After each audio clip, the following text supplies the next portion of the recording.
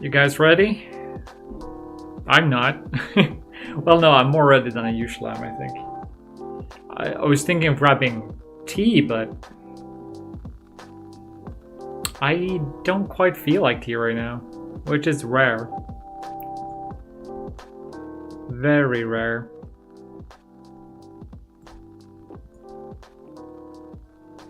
Hey, Seek, nice. Wow. How nice of you to come by, Seek. Okay, so.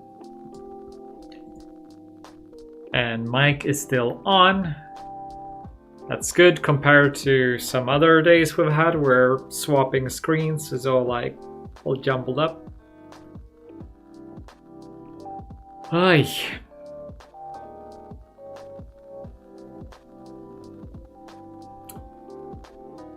Man, I have one idea of what I want to do for stream today. I have plenty of ideas. I just don't feel. You know, I'm not feeling into them. I'm like, yeah, there's 3 or 4 things I might want to do, but the feeling of wanting to do them isn't quite there. You ever get that? Supposed procrastination, but here we are streaming, so at least we're doing one thing. Yeah. It's funny because I'm so excited to like there's good excitement for like the things that I want to do. It's just that maybe it's because you can see the sort of like the distant end goal, and yeah, and like you don't know quite how to get there.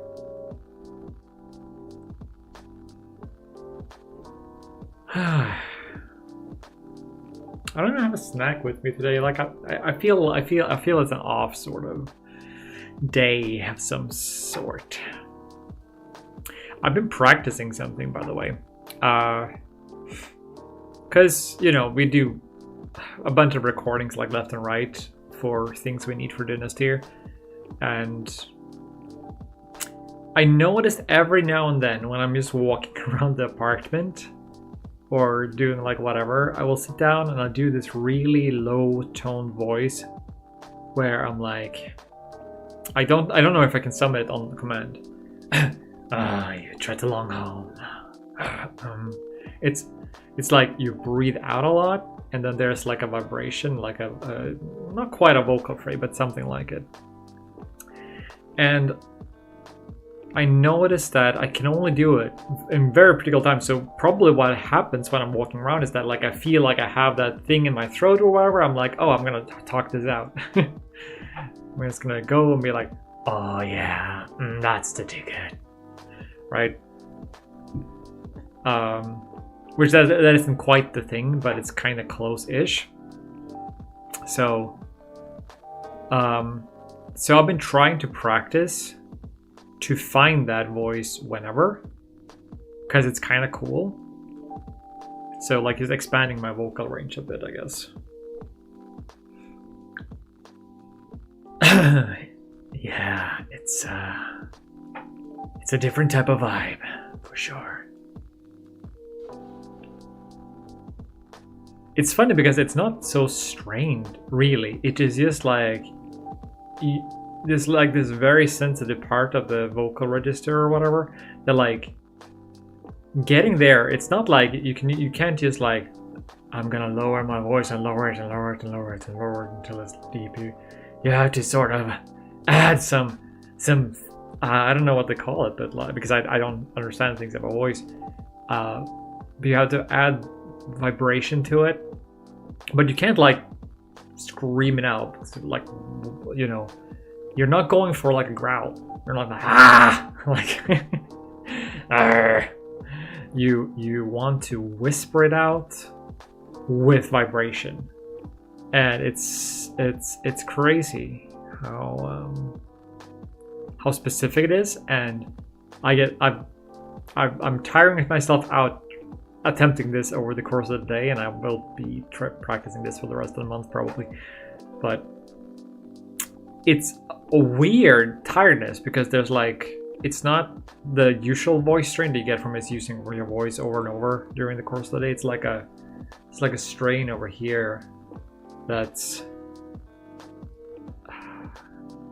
I don't know what to call it. It's a very like special feeling.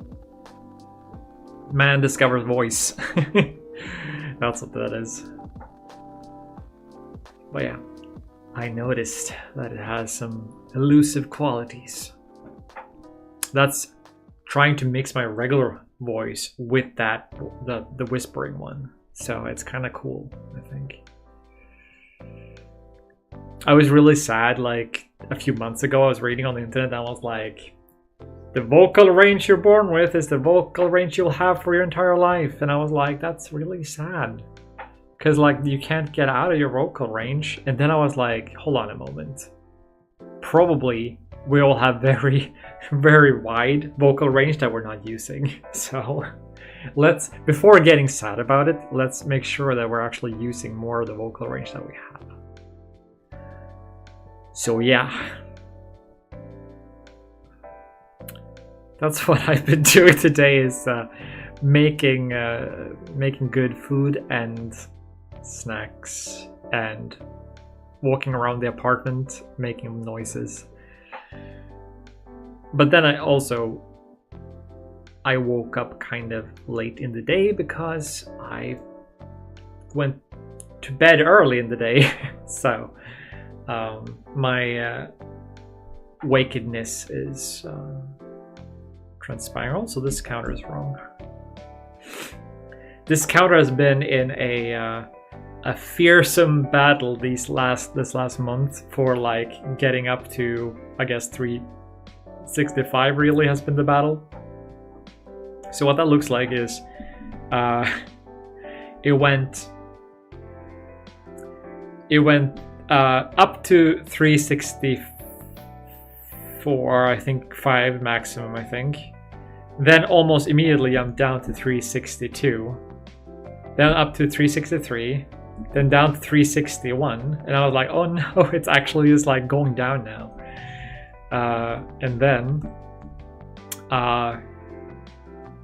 we did some stuff and we got a few more, like, but it's been like a 1 goes, 2 goes, and then 1 up, and then so it's been a bloodbath of wish lists.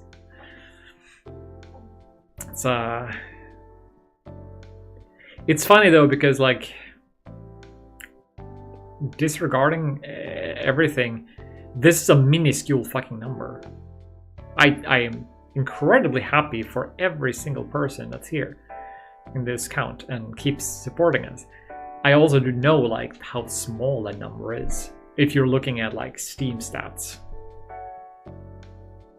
I mean, some maybe don't get almost anything, but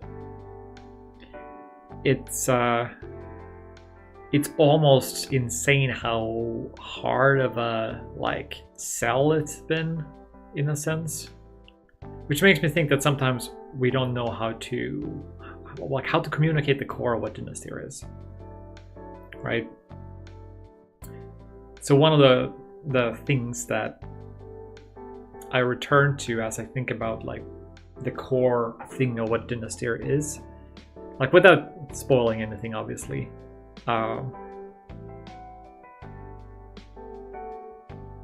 it carries like a philosophical core that has a lot to do with facing not facing challenges like, you know, difficulty in a game, but facing personal it's like the world personifying your struggles, right? That's a way to put it.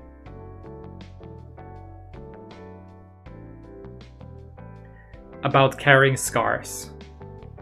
That's a pretty good way to put it, about carrying scars and what they mean. Like in this picture. I'm not gonna make more comments on that, by the way. That's just like, I'm gonna say scars.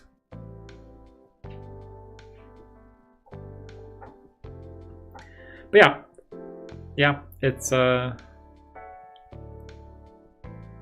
it's tricky to figure out how to find the people who are like us, right? To find that person who will understand or will find value in this, the thing that I'm making, or me and Wolfgang. I'm certain we will find people like that. I would like for us to find them a little bit faster now. I would like to figure out what to do to find them, so that we can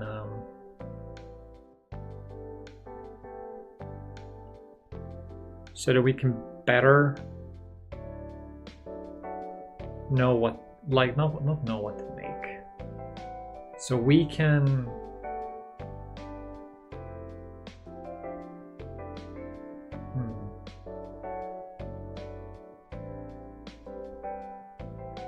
it would bring some relief to the process. I think that's the main thing, really. It would bring some relief to the process.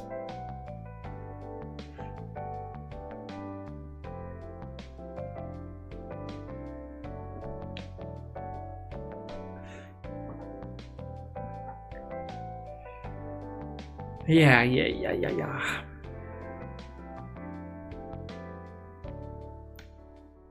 We have what is that? We have 5%. 5% of the wish list we need for a low bar, really. If we're talking economics, right? It's kind of brutal. It's like, if you look at the numbers, like after like taxations and stuff, after you like make sales and stuff, it's like it's such a difficult thing to survive on. You need more than one title, I think, to get things to flow. Yeah. We're going to have to make something small and silly after Dynastyr. Just so that we can have like a few things out there. Still well produced, of course. Like, so we're gonna do to the best of our ability always. But yeah, something of a much tighter scope, I think. I also don't know if, like, I might need to learn more about saying no in the creative process. I hate saying no in the creative process.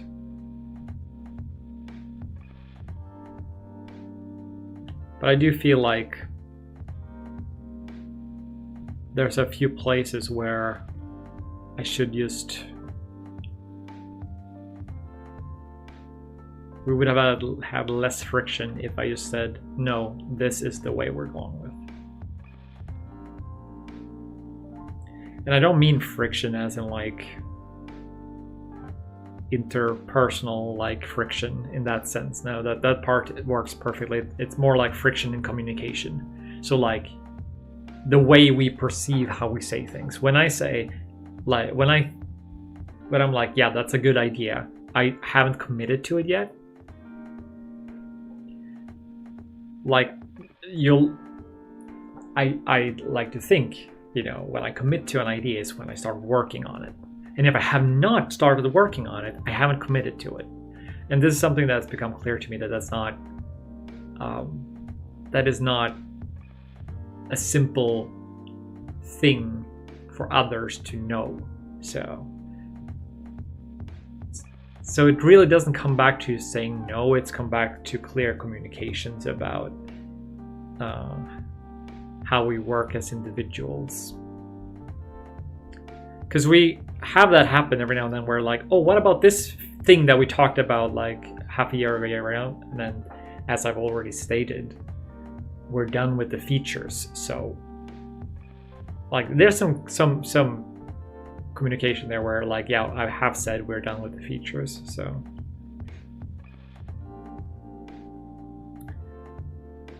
that being said, of course, as we realize that are small details that are missing that are important, we keep adding those as well. It's not like we're in a static position in that sense. We do have to do these things too. But as they say, it's a process.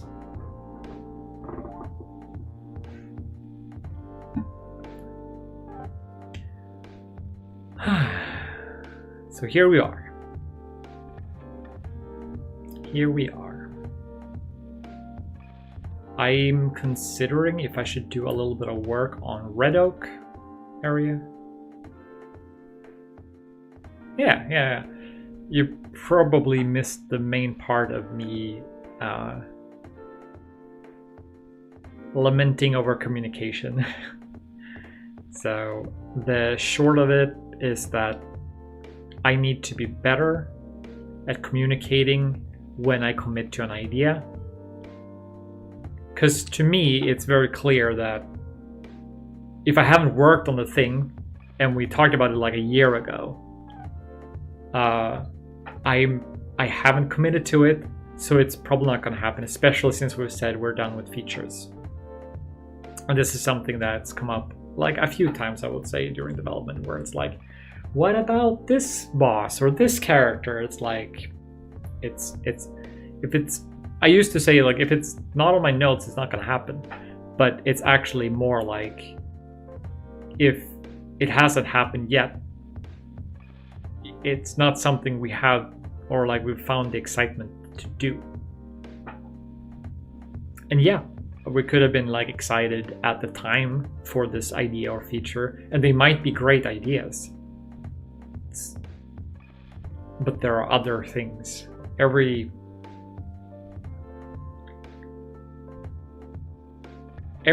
has a time and a commitment assigned to it, right?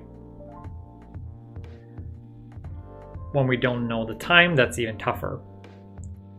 Can we assume how long? Then we can fit it in somewhere? Yeah, maybe. But then there's also the commitment to it.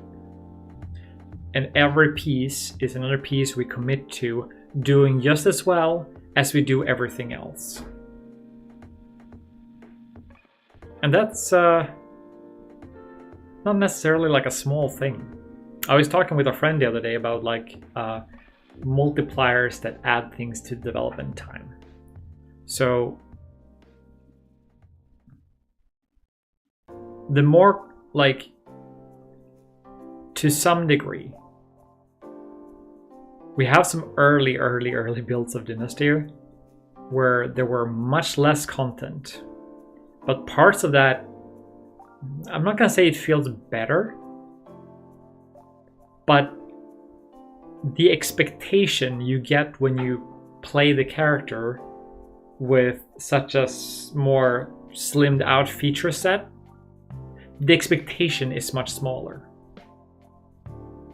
So that's something that we are continuously like hammering against, is that, oh, we're adding sound over here. And then it's like, okay, now we gotta go over here and add sound too. And of course, the most obvious answer is like, yeah, everything needs sound. Everything needs animation. Everything needs a light source. The realism of it is that's not gonna happen. Like, it doesn't happen in AAA games, right? Like, there are corners cut always. Now, we can do the best to our ability to make sure that the corners that we do cut are in places where they matter less. That's why mass entity is life. Are we? Yeah, also Goliath guitars. Holy shit, I was reading the message and I like spaced out of like the name. Holy shit, my friend. Good to see you. Good to see you. Also, I realize that my chat here is very small, the text here. My eyes aren't getting better with age either. And there was a setting to enlarge, but I can't find it on my phone.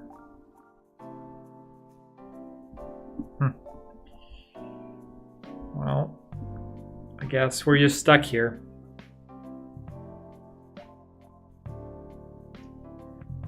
No, but like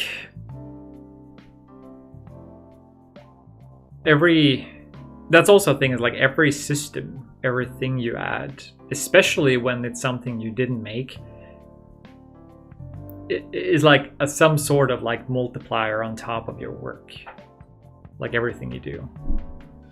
Some tools, they help you, but they will help you reach a higher quality bar, which means now everything you make needs to reach that quality bar. So it becomes a chase of increasingly higher quality, when quality really is almost more a feature of expectation. So if you can set the expectation lower by just designing a thing that naturally sets the expectation lower, you can make your work easier. We did not do that with Dynasty. It feels like we keep adding things that, you know, make the quality go higher, and then it's ballooning a little bit in that sense. I feel like the ballooning is almost done, but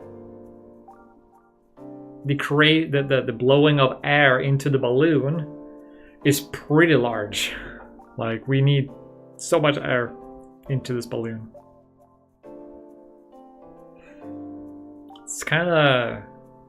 It's daunting is what it is. But we get there. Although I suspect that we won't get very far while yapping. So should we go into our silly little combat testing chamber and see where things are at currently? I want to just review a few things before deciding what else to do on stream. I do have one thing in mind for towards end of stream, I think, where I want to check out some map stuff in Lies of P. I tested some things off stream earlier. Used to it like a free camera, and I want to just look at things a little bit. So I think that, today I'm gonna round up the stream by doing some of that. So that's what we have to look forward to. Yeah.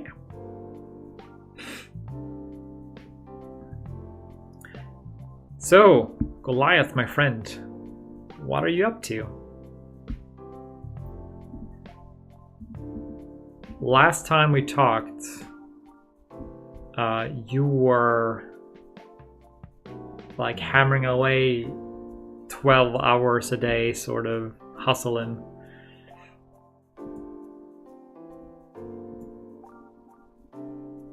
And I think you were...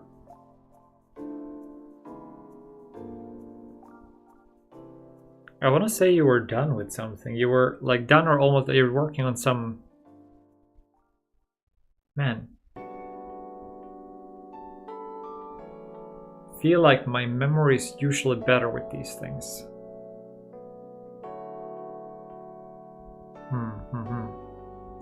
Feel free to remind me. Okay, why aren't you opening?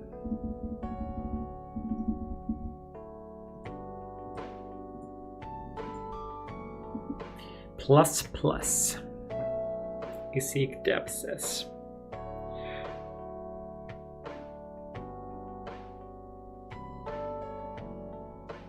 Well, wow. Congratulations, my friend. Bro, that's amazing. It's... Of course this is, the weight has been on you, but I'm relieved too, as a friend.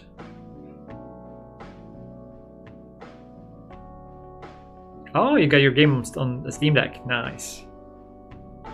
Yeah, Dynasty runs on the Steam Deck. I hope we can do locked 30 for Steam Deck. I don't have high hopes for it running faster than that.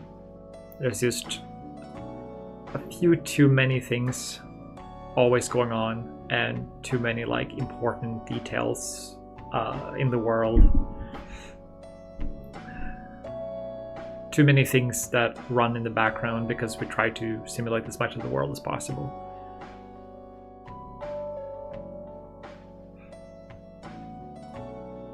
Nice. 20 hours, holy shit. How can, like, okay, so I could not just sleep 4 hours. I can do 7.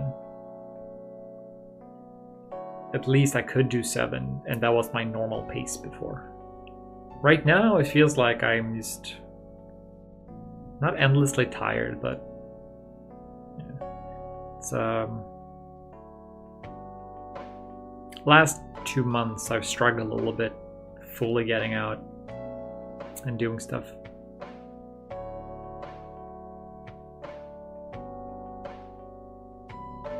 Yeah, such a crazy time.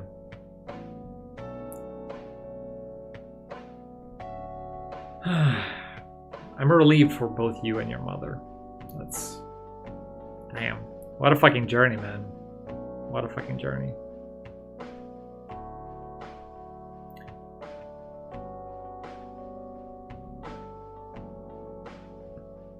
Right. It's like, it should have opened it opened two of them. That's crazy. It makes sense because I was like, where did the other one go? I guess it just took time for it to catch up. Recent levels.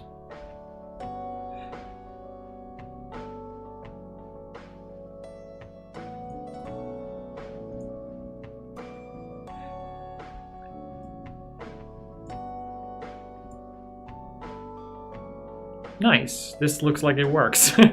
Last stream was so scuffed, but now it seems like everything is in order now.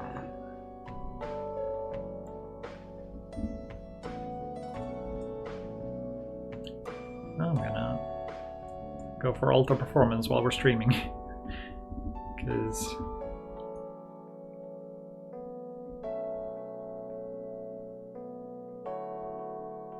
oh man. Oh, you can't hear? Yeah. Oh man. I feel sometimes, well, I appreciate it first and foremost. I can't speak for you, but the value, like I value it equally. But I feel like I'm just a guy as well. It's like, what did we really do, right?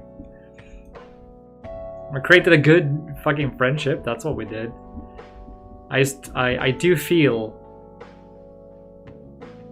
I should try to uphold it more. That's what it deserves, I think. So I gotta lower the volume here because I'm getting a static noise. The static noise seems to be because you get some... Once the GPU starts running harder, I guess it generates some sort of like static. I want to revise this cloth thing here too at some point. Also, of course, it's super low poly, but see, like you can see the seam here. So I want to take this into Blender again and change these. But this is a pretty cool, like, the idea behind this is pretty cool. The idea is that you can swap out parts of the cloth mesh. So you could do something like this. That's on the wrong end. Right? So you can like sort of design the... You can design the cloth as you go. For types of enemies in Dynasty, for a settlement, it's usually I'd say 3. So obviously we aren't like I'm not capping it to a specific number or point. We think about the encounters themselves and what they do for the experience. But typically you can find archers, bruisers, and like regular grunts or whatever, like regular idiots. We do something like this, right? So we have bruiser, assassin. What else would we need to show that off? We don't have a...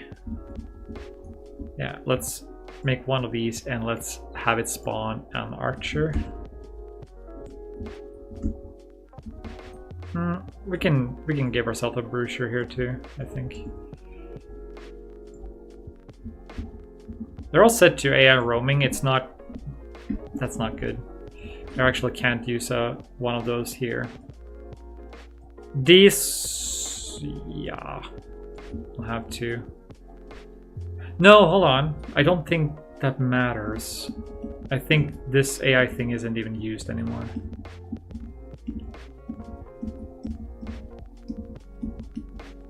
We'll see. We'll see.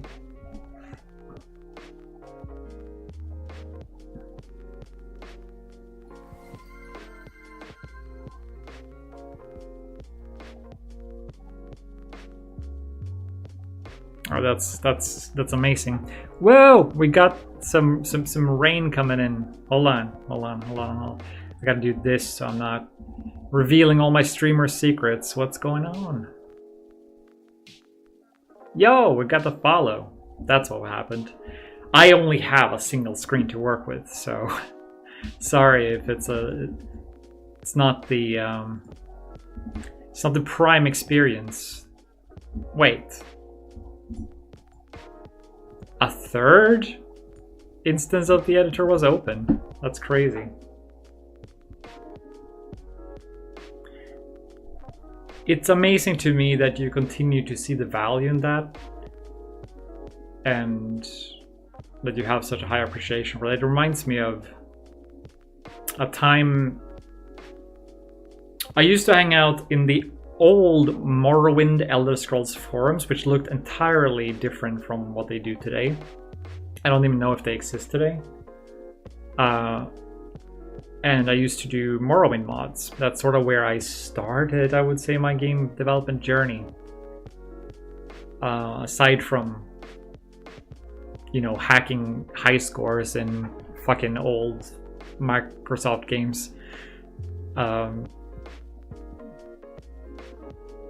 So there was like a point where I started learning 3ds Max, and there was a fellow whose name was an old friend. Yeah, and so I started this, like, you know, because I've always been a sucker for grandeur ideas, but of course back then I was like 14 years old, so I didn't know how to pull through big ideas. But I had this like idea for like a fantasy world I wanted to build, and he sort of like joined up for a bit, and then I was like, I can teach you and show you how to use 3ds Max and teach you a few things, and I did. It's like he then went on to become like an actual 3D artist working for like game companies and stuff. And he had a background with sculpting, like hand sculpting with clay, which is kind of cool. That's like before he even did 3D graphics.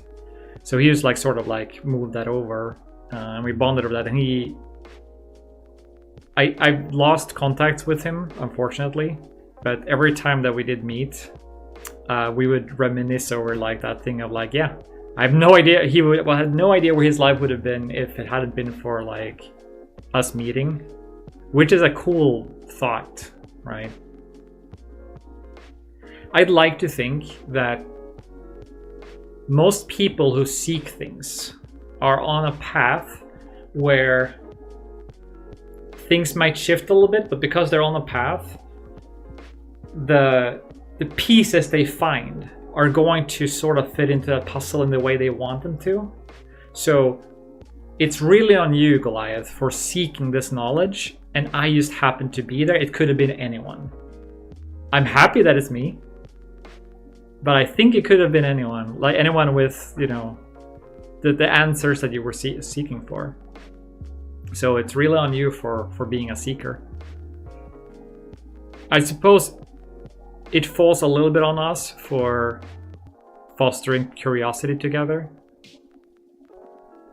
Yeah. And there's something about that fostering curiosity and finding a path together that like sort of, there's amalgamation of something that happens there that might not happen with anyone. It might take you longer to seek it, or it might, yeah. I don't know, this turn is into philosophy instead. I'm not complaining, but yeah. I've had sad people come up to me and be like, I don't know what I'd do without you. And I'll sometimes tell them, like, you'd probably find someone else. And that's fine. Because they're looking for it, right? They're looking for solace, so they're like, this is... yeah, you know, they're seekers at that moment. They're seeking solace. Alright, alright. This is a very small window to work with here. So let's see, maybe they will load their AI properly. It didn't even look like the correct characters. Oh, I went too far back, so this is gonna have to be a brochure. And this is gonna have to be an archer. Yeah, no, the reason why we end up having kind of like different types is really just like, yeah. Okay, yeah, they all get their own AI. That's good. 'Cause that's like an old feature thing that never got used. I suppose ultimately it should be, if it's not set, then they use the default one. Maybe. But yeah, so they all like sort of fill specific roles. I don't know how apparent that was in what we just did, but one would be, you know, distant, sort of like one would be like the sort of like ranged thing that is harassing you from a distance. One would be like the thing you want to look out for whenever it comes in, but it's more like passive. Oh, my archers have the thing where if you... Let me actually plop out just an archer so that it's easier to... so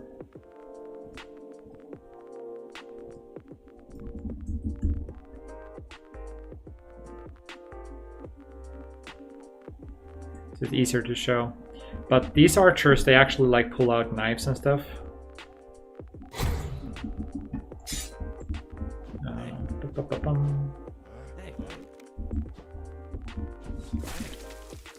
So if I go, oh, actually they're not supposed to have that. So like that might be just something that I missed on. But yeah, swapping to knife, right?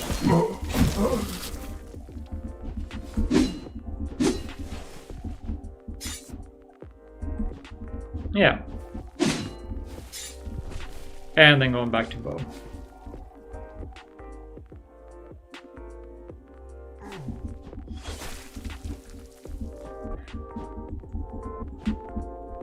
So they have some sort of like defense that they do. They can animation swap out of it. So like, I can't follow them there. That's poisonous for me. It's actually worse than poison. Okay. They can animation swap out of like backstabs and shit, which is kind of like weird. But it's funny because it's something that happens in some Souls games too. But you know, there he was behaving.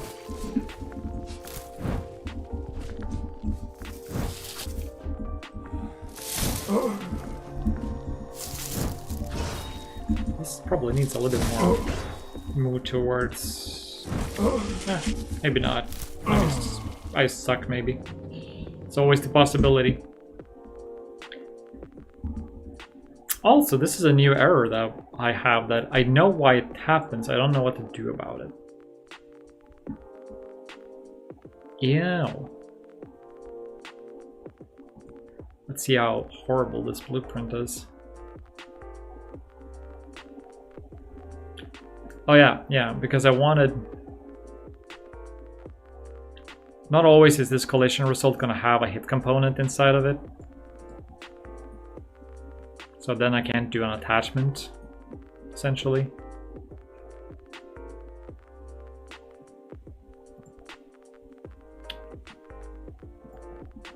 This isn't so bad. Like, this is me trying to be fancy because I wanted to pull in less info into the... like from the interface.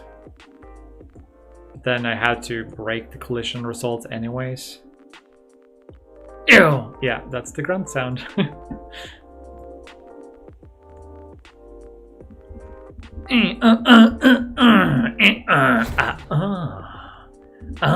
Yes. Yeah.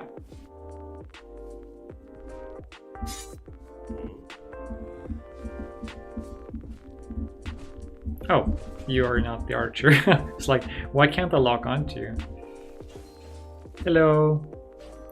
Going already? Yeah, we are. That's the archer.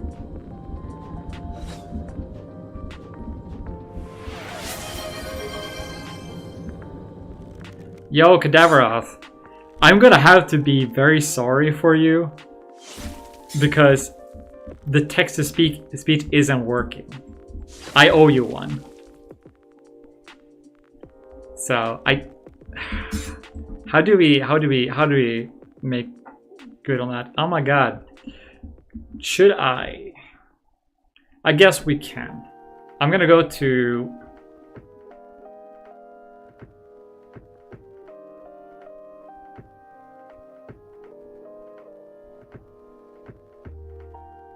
yeah, you're right. I could probably use a ability get that's I always forget that they even exist, even though like they're so good to use. Yeah, I don't want to send objects around like in function inputs if I don't have to. But then, you know, like Dynasty was a fucking mess anyways. Like, what does another component matter? It does. It does matter. It does. All right. Let's see, I'm gonna try to redeem this somehow. I'm gonna go to sound alerts and do a login and see if I can trigger that sound for you guys. Cause I've been meaning to do this. Oh, you're good. Like, I don't mind the distractions today because I literally like I'm excited to do some stuff, but I also feel like I'm excited to do work. It's just that none of the things that I need to do are things I'm excited about. So that's why I'm streaming, I think, today. Log in with Twitch. Okay, so I do have to authorize again. Is that what's going on here? It's just not open? Okay.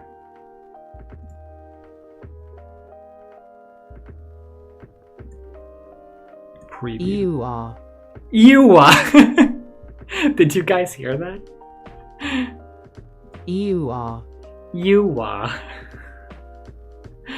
Oh, that's silly. Okay. Did you guys hear it? You are.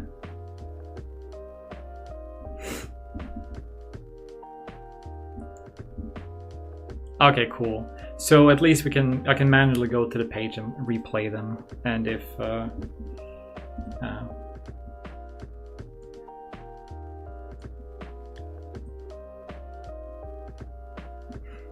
yeah. Can you get?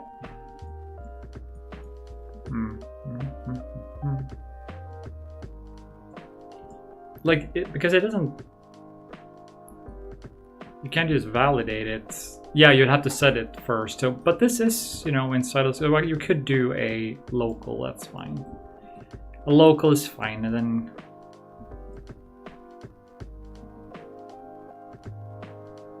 No, because that wouldn't make any sense whatsoever.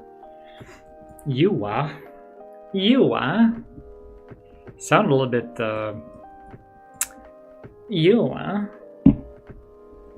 fancy. Also Cadaveroth, good to see you. Good to see you.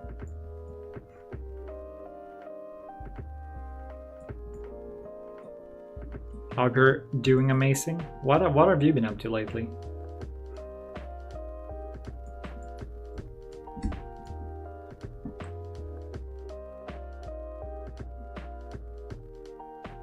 I don't even fucking remember.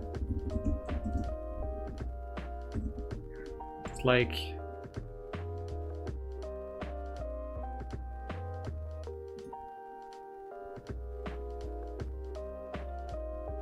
I think it might be just because I'm like both A, streaming, and B, that I'm like feeling very like out of sorts today.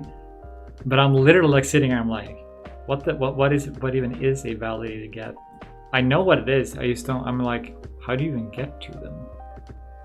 Like when I see them, it's gonna be like, oh yeah, of course, that's what it is.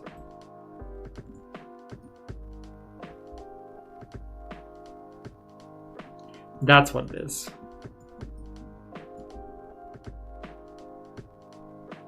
But then it would have to be on the function input for sure then.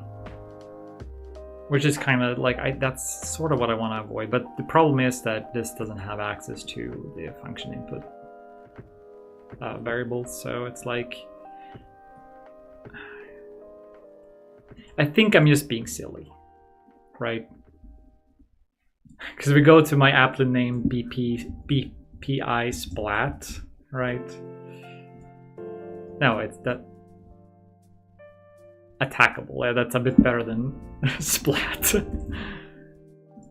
Yeah, the name is impeccable though, right?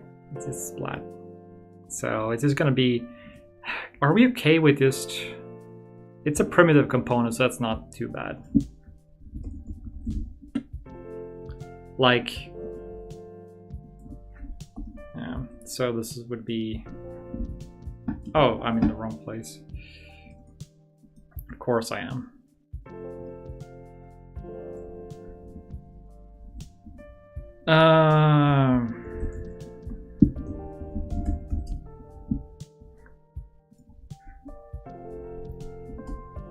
Having a slow Sunday and starting a blank project.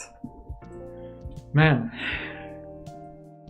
It's like a blank canvas, you know, anything could happen. Yeah, because now I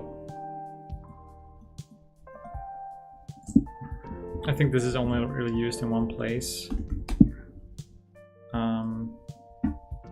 because it's a new function, because we needed some functionality to work in a specific way. A one-off, basically, but I think it's going to be more useful.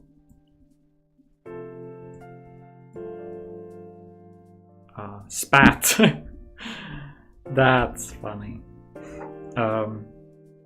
Yeah, no, I try now every Sunday to stream because yeah, it's what works in my life right now. I want to stream twice, but well, yeah, that's what it is. It's because when we have a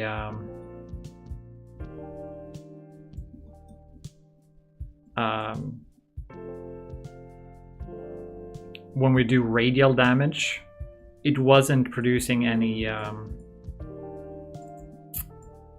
hits particle, like any blood, basically. So it was just like, the purpose of it was like hooking that up with things. So now we can send the thing over there. And so the idea here was also like, oh yeah, this would get like the actor, and then you could get the component from the actor and one, but that doesn't make sense. Like none of that makes sense. Like this makes sense. And I'm just really is like confusing thing, not confusing, but I'm just making it hard for myself. Right?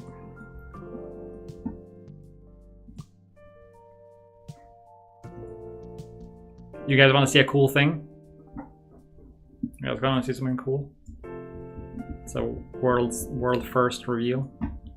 Isik have seen this before, but we were working, like when I showed him, it wasn't quite working right.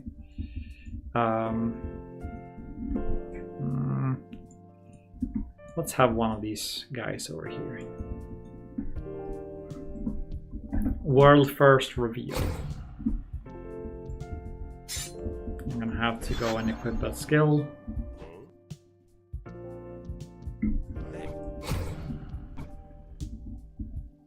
Is it already equipped? Where's the... I don't play keyboard. Where's the skill button?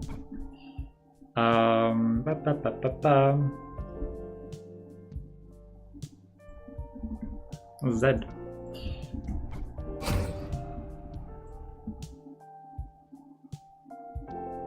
Yeah? It needs, like, you know, sounds and shit, but... You guys see how he's turning his sword in his hand? And that's because of an extra bone that we have. Oh boy. And now my phone decides to die on me. Fantastic. Good timing. It's the only extra screen I have. We're gonna have to figure out how to have it charged while streaming. Because otherwise I can't see what you guys are up to, so you could be up to anything. And I need to know what you guys are up to.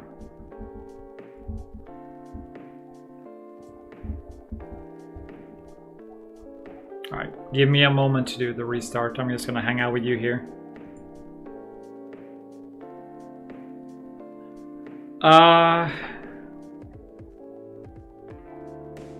Line trace finisher. It's not a finisher. So in Dynastyr we have this thing with skills, and we go the like Eurojank approach with skills in that you can attach a skill to any weapon. So say you do this weapon, for instance, you can use it with that skill too. Or you can go kind of crazy with it, right? You can do... let's see, do I have great swords on me?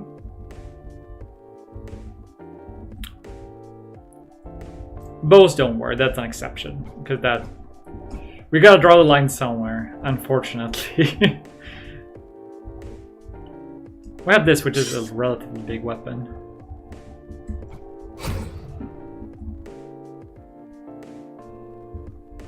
That isn't that crazy though. Double blades as well. So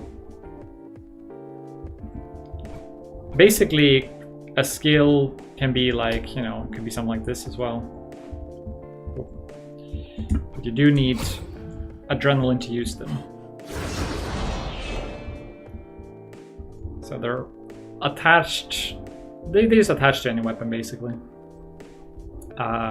Which is a bit of a problem sometimes. You guys can probably imagine.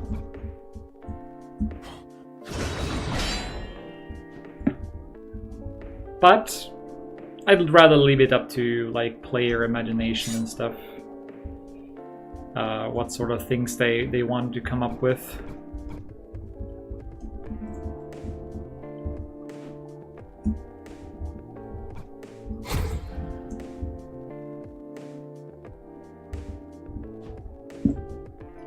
But this extra bone also allows you to do things like this. You see how he's like sort of twirling the staff as he brings it out? Wow. So it all feels very cool. Oh. Yes, wrong display. Of course. You guys can't see anything. Oh, thank you for the subscription as well earlier. Thank you, thank you, thank you. I don't know exactly when the other subscription came in, but that's nice.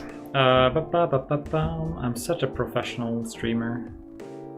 Honestly though, it would be so much easier if I had two screens to actually saw what's going on. Okay, now you guys are here. Yep, you are. You're not getting away this time. Okay. So, works with, you know, big weapons like this. Works with things like dual weapons. Even these.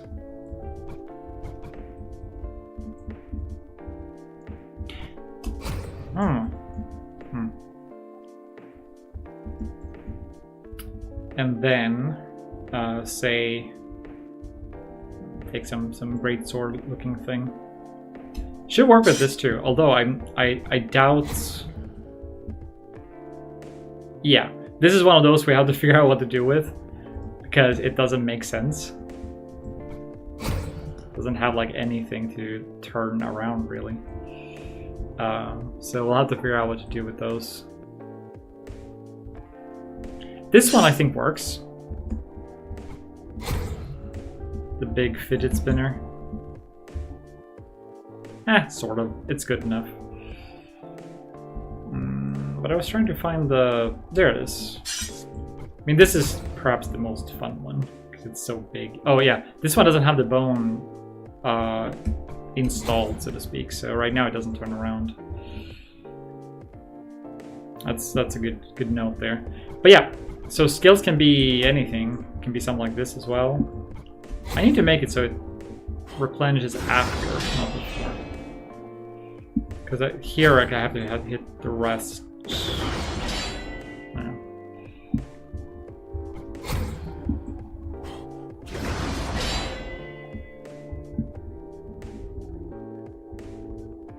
Yeah, so you're yank in the way that like it's lovely jank, because I'm not gonna think of every combination I think that people can make, and that's fine. Phone is starting up again. Cord is connected, barely.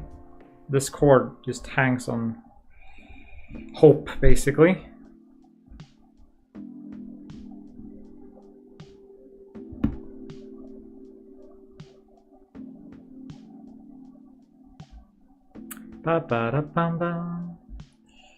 Yeah. Oh. Whoa! Things are happening. I heard that. You guys are popping off just... oh, that's a follow. Thank you. You guys are popping off here. Thank you, Many Vibes, for the follow. Oh yeah, I'm sorry if you wanted to just follow and lurk. That's... I didn't mean to necessarily call you out like that. I hope you'll forgive me. It's lovely having you regardless.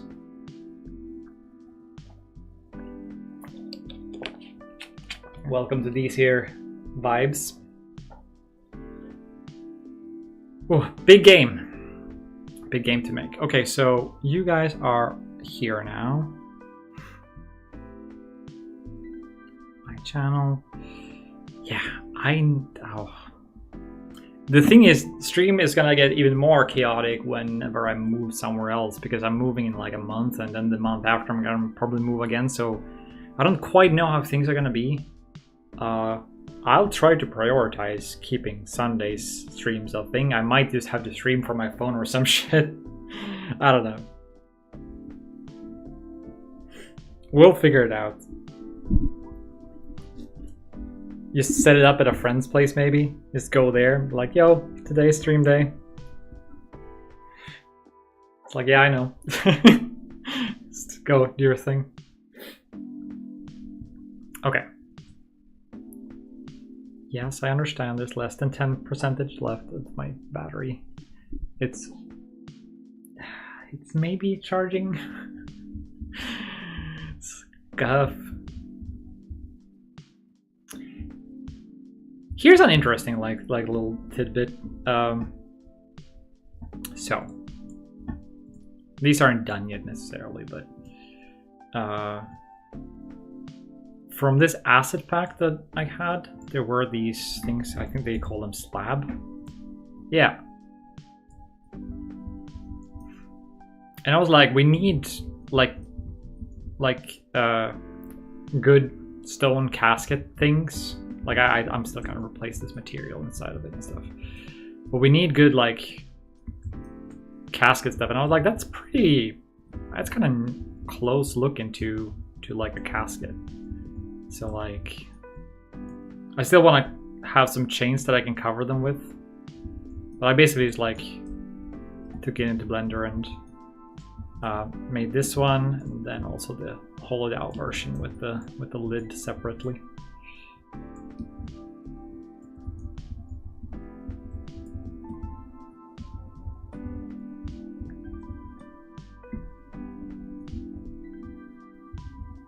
Oh yeah, I was popping these out because I was like, these ones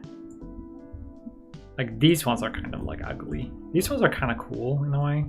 I like this this type of... Ooh, my camera is way too fast. I like these flowers in real life, or whatever you call them. The nectar and stuff in them, they're really nice. But we haven't optimized for these. They just happen to come with an asset pack, so we're probably never gonna use these. Or if I can, I need to find a space in our atlas and place these into the atlas somehow. But that atlas is kind of like stacked. I'll show you. It can be more stacked for sure, but you also need a little bit of space to like have cutouts for the meshes. But yeah, it says most of the foliage in Dynastyr from a single texture. Most of it. Probably if I remove alpha, you can see things a little bit better. So the first thing I did here was to separate them into the squares, so it would be easy for me to attach them to the UV of that square. Don't think too hard about this one or this one. They have a purpose, but it's... Shh. Okay. So, also, don't think too hard about this. So, I took this as a photograph many years ago. It works really well for what it is in the game as well. Without the alpha, it looks obviously a bit strange.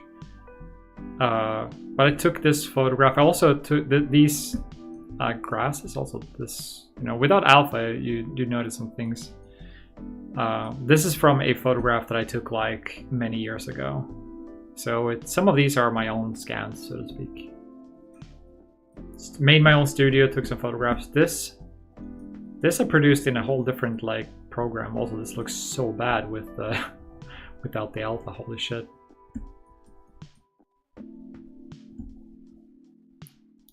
That dilation at the edges here is a very bad dilation pattern.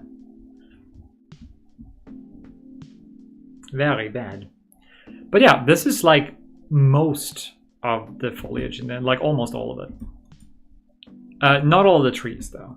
That might require a separate one that I'll make someday. This one is really useful. I use this for the bottom of moss. Can you believe it? So the bottom moss sort of tiles this in a way. I see a weird little square here.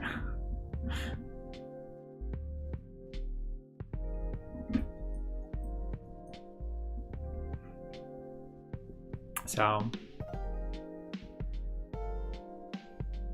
if I can find a place to fit it in that doesn't like here maybe, or there's some space up here that doesn't like interfere with another like UV space, or like a, because this leaf might be this big, right?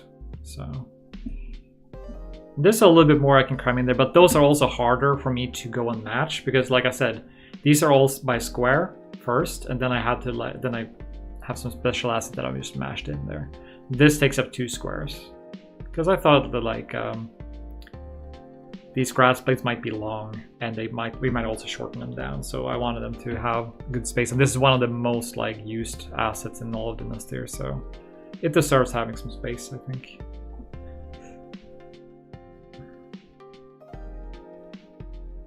Yeah, 2 different collections of leaves. Alright, I guess 3 of them. We have so many leaves, but we needed to because there's plenty of different asset packs with different like leaves and stuff. But yeah, we can make a really rich leaf bed if we needed to, which is kind of nice.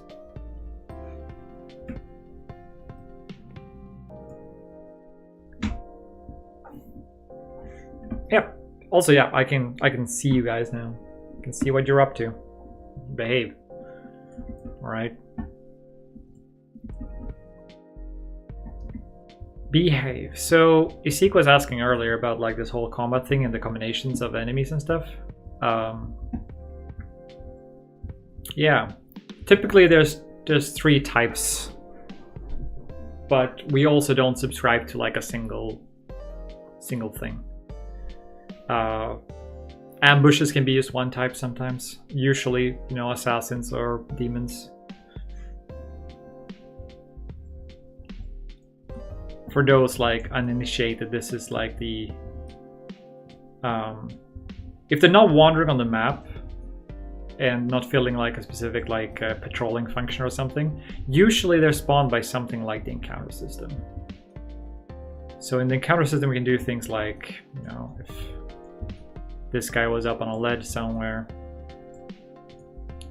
we can say that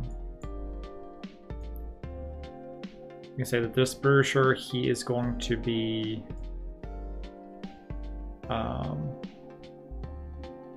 ambushing from a ledge basically, so he's gonna run out from that ledge and like attack us. I don't know, he might need some ground underneath him, probably needs some. So I think he's gonna spawn up there though and fall down. Yeah, and then the system would push him forward with like an animation. But now like he sort of skips that step because he has nothing to go on. Yeah. Also, that last follow is our 69th follow. I think that requires extra celebration of some sort, but I don't know what the celebration would be. You guys tell me. How do we celebrate the 69th follow?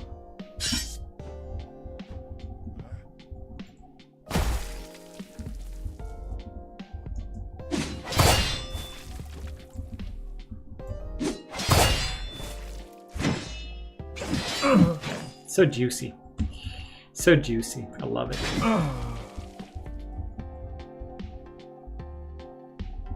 Lower poise damage. Set timer past a negative or 0 time.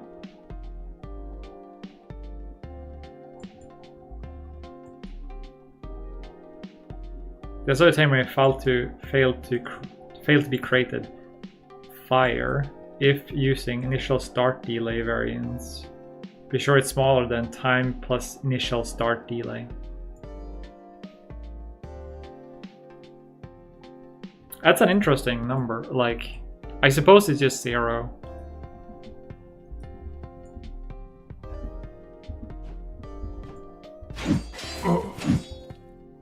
Yeah.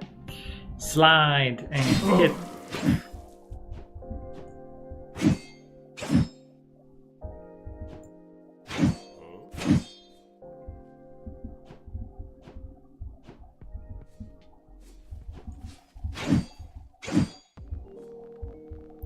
some characters and shit. So things are in a pretty good place. I've been working to fix up this feature as well, which is something I've shown off on stream before, but now it works pretty well. So let's bask in the glory of it a little bit.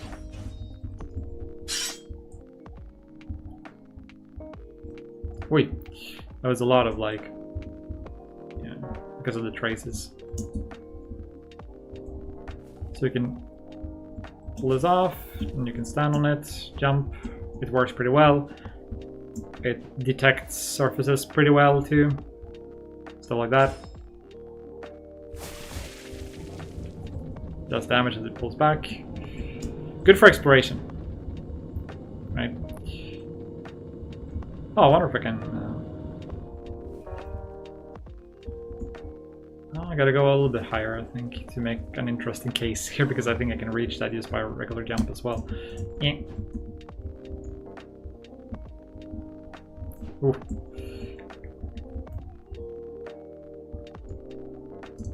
Yay. Look at that.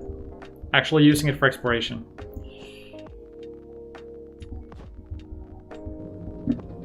It's pretty cool. It only right now penetrates, but it only now is, you know, it's only useful for rock surfaces. Or at least it should be.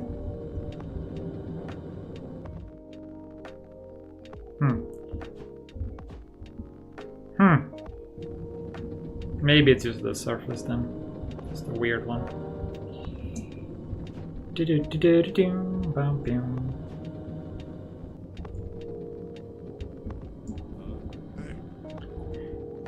This you can also use it to get down, which is a bit strange, right? But you can do things like this and get it attached to like a lower point. It's not easy. But yeah, I guess you can do this. No.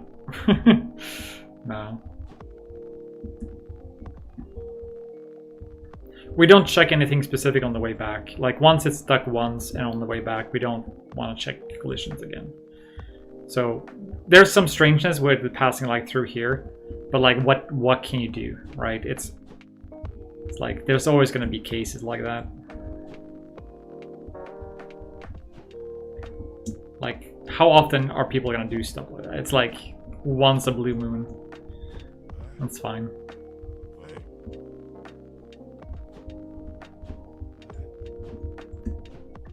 But yeah, I'm fucking excited about the feature set in this game.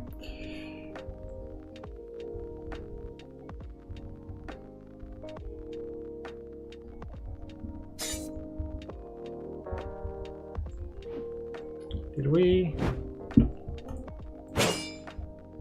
No. Oh, there it is. Yeah, there's another, like one of our tests with this, one of our first tests with this bone. It's like, yeah. Hopefully we get to use it on NPCs and stuff, so that you can, you know, like see an NPC maybe juggle something, maybe like toss a knife from one hand to the other and back, stuff like that. It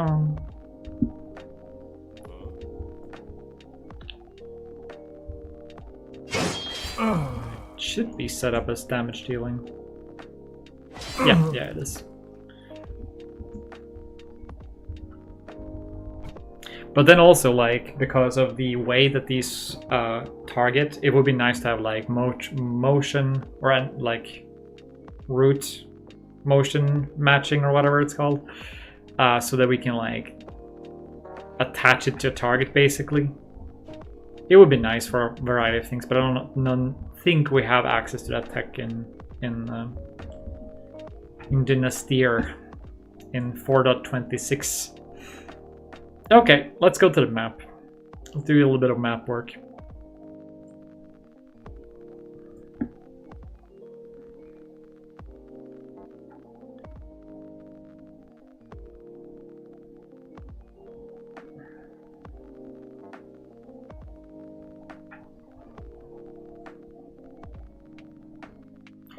Right. I was talking and then I forgot myself when the phone died, I think, about the idea of a blank project and a blank canvas. There was something I wanted to touch on that. Like when you're starting something new and fresh. It's both terrifying and very exciting, I think. Like, at least when I'm sketching or painting something, like, it's like you want to just throw the paint out there first. That's what I do when I do level design. It's like I just throw these like big like mountainous blobs out there just to have something, and then I start shaping them to be, you know, what they're supposed to be.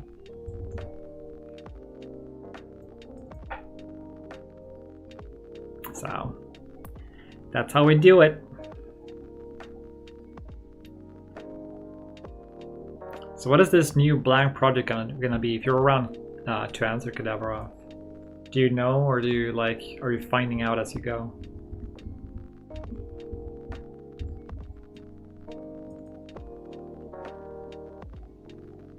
Big travesty in the world of Dynastyr is right here in this place on the map, because very unfortunately this town is placed in the middle of like two map loads basically, and if you load a link for that, and what else is that this forest,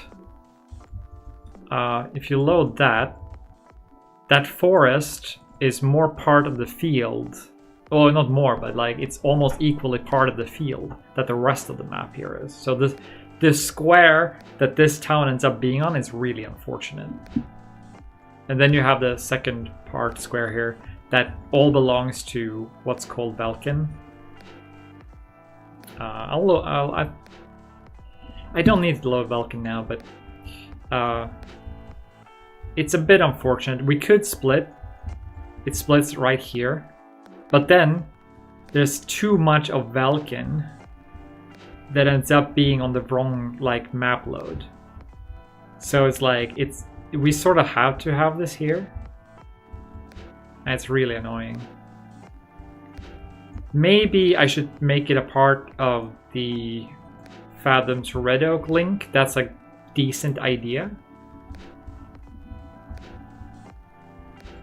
Yeah, I think that's a decent idea. Because it doesn't make sense to have to load all of Velkin when you're like down here in that to get this map piece loaded. So we'll probably work on that at some point. But even if you do that, there's other things about that that's sort of like unfortunate in terms of loading when you're over here.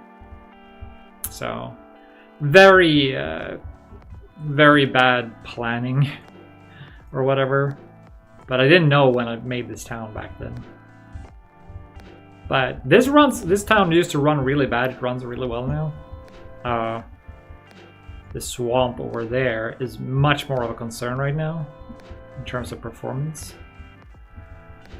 I say performance as if there's a problem, but nice. Yeah.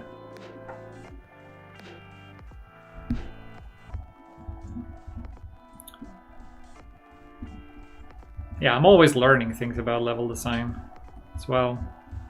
I'd say absolutely my latest work that I've done is composition-wise the prettiest. And I draw really deeply on my biggest inspirations, I would say there. So it's gonna be a treat, I think, for people. So much of it is just like literally like just making, and keep making things. Are you guys are on the right map? Yeah, you are. These guys are wandering, so they're not set up as encounter points.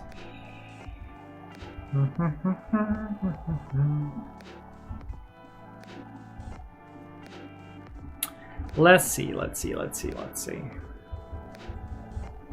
So this area is sort of, let's see, is maybe Detail lighting. Like, there's not a fully fleshed idea for this place. It's a lot of... also these normals look really strange. I do sort of know that these normals are strange, but detail lighting made it very clear that's something very weird going on. Yeah, I don't have a full concept for this place yet. There's like an encounter here and there's some interesting stuff going on, but it's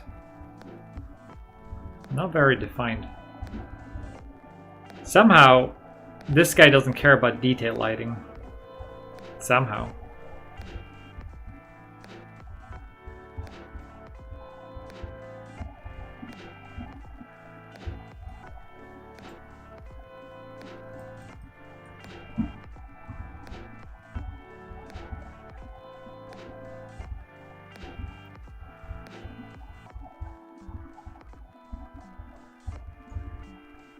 Yeah, I suppose these normals are off too.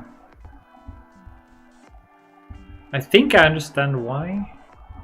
I think I know why. But it's I've never seen it this clear before. It's funny because changing it too much, you know, you might like, because these are kind of like specific rocks, right? Like made in a specific way, using a specific process, so like changing it might actually be a detriment. But to the visuals for now, because it's all done that way.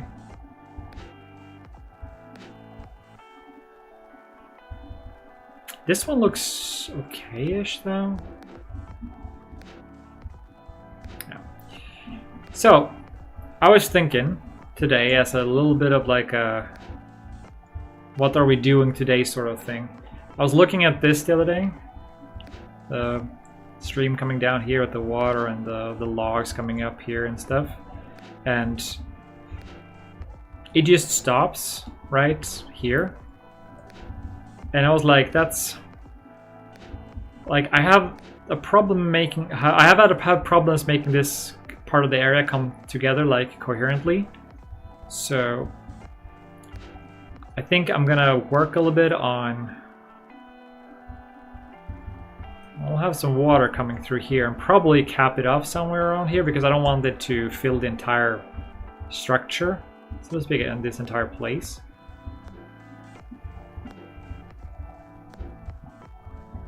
I really like this,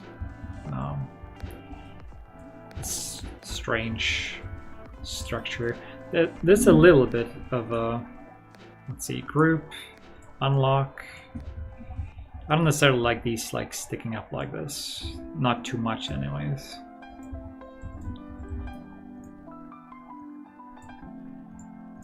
Should just be able to like get them all up there.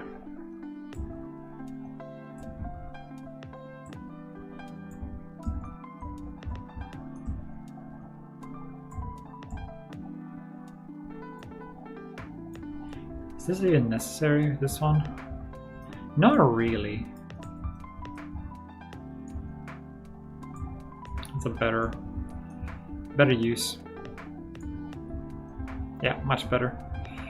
Yeah, I didn't like how it breaks sort of like the lines of the as it's coming over the chasm. So that's much cooler.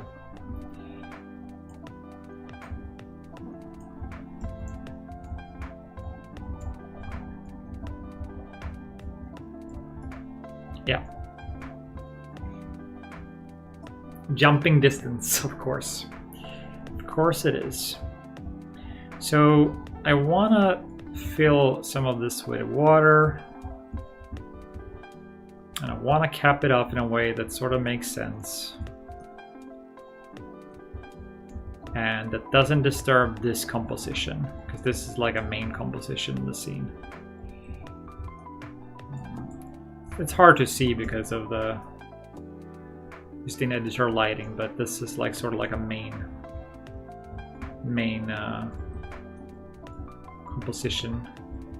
Like when I think of this area, that's the angle I think of. And you can walk up to here and get like this view, or from here and get that view. I think I know what I want to do here. So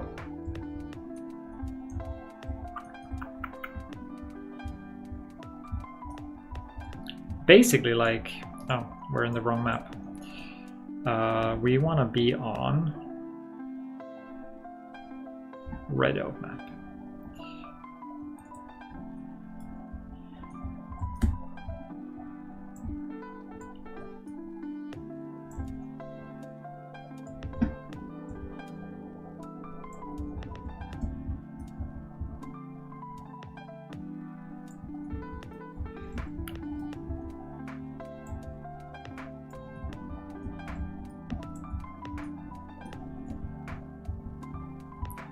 Now, if I'd move that up more, does that change? Yeah, it sort of does. That's enough, I think. We can't really move this one too much either. There's feature here to this part of the landscape that I really like, and I don't want to ruffle those feathers too much. Although sometimes it's the opposite of like, yeah, I like these features, but then you have to remove them in order to make the same features better. Like, or like the same idea, just replenish, because you have to be able to trust yourself and your artistic instincts of like, you did it once, so you can do it again. We had to do that with the Erd, this map here. This entire forest, there's a all as a screenshot from pretty much exactly this angle, and all the last screenshot. And at one point during one of Dynasty's bigger apocalypses, all our foliage just went, you know, it went extinct basically. So we had to repaint all of the landscape with foliage, and this turned out better, I would say, than that old screenshot. But if you look at them, they have the same essence, and that's Pinnacle as an example of like, you have to trust that vision because you can do the same thing better. It's like, as long as you have some clarity to the ideas you want to do, and then you might get new ideas as well as you're going through, which ended up happening with this forest too, where some things just better, but also more good ideas.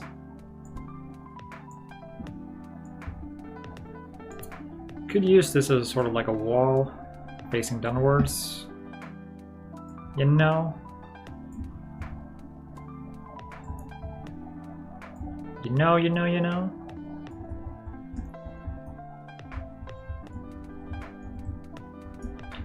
I think it might be a good idea to, like, if it's capped off as like sort of like these I shouldn't say ridge, but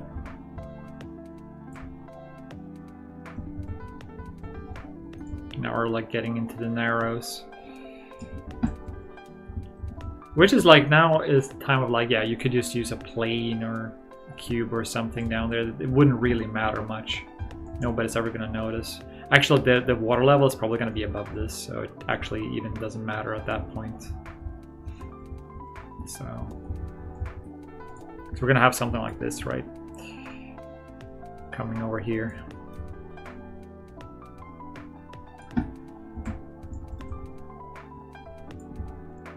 And a little bit lower.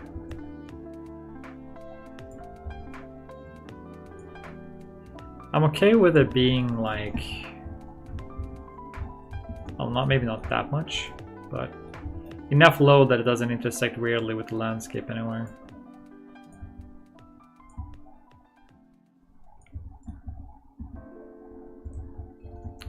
And it doesn't intersect weirdly with anything over here.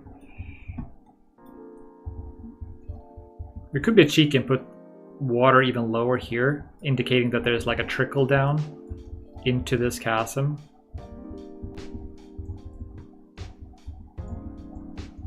And my hope is that this will unify the look and feel of this a little bit. I think it does.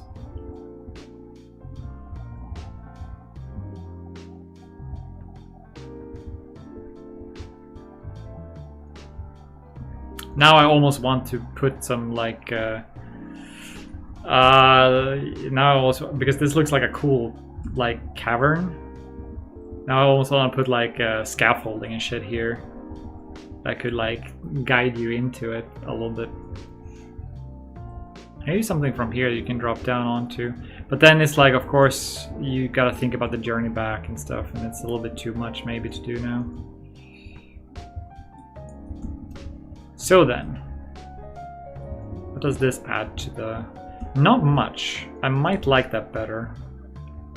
That actually might help the composition because it doesn't break these lines as much. Yeah, I'm gonna go with that.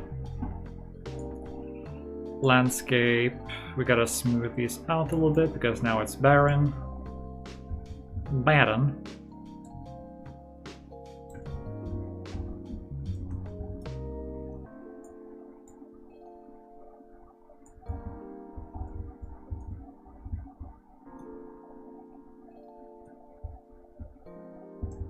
Don't know what it's compiling. Why is shader? Okay. Unlit, I think, is most helpful here, I think, now. So let's think about how the water ends up trickling from here to here.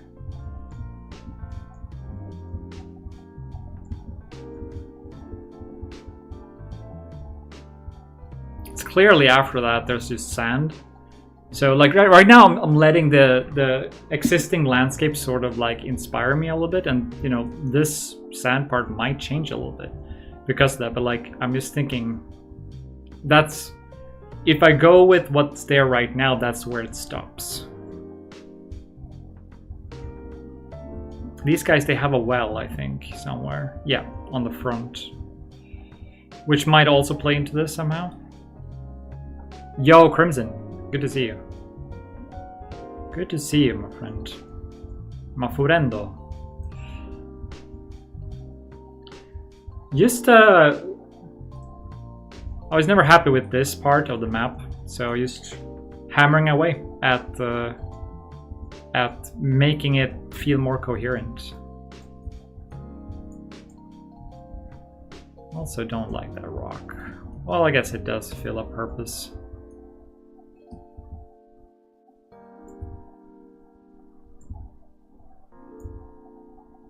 But I can make it fill its purpose better, I think.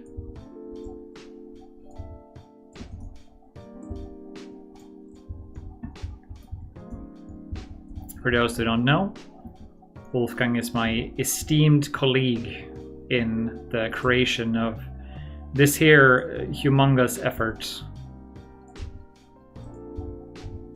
He is he's the maker of many a great animations.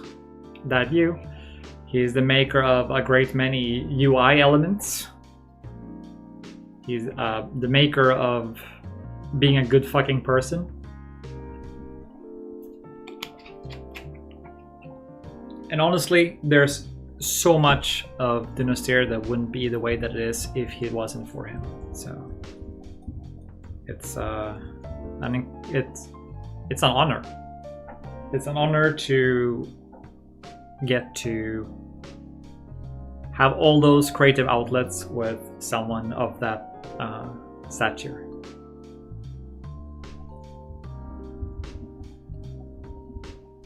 I know he knows that I appreciate him a lot, but now you guys know too.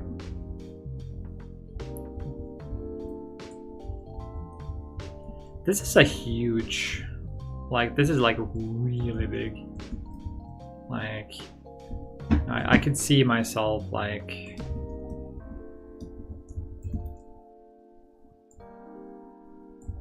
using several of these instead of having like one big one over here. Yeah, of course. It's no less like, no, it's all of it. It's like, hold on. I'm gonna sit my ass down and figure out what I'm trying to say.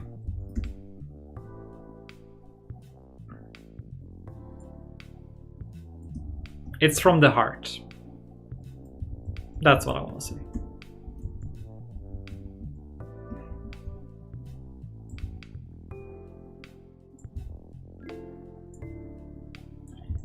Meow, meow, meow.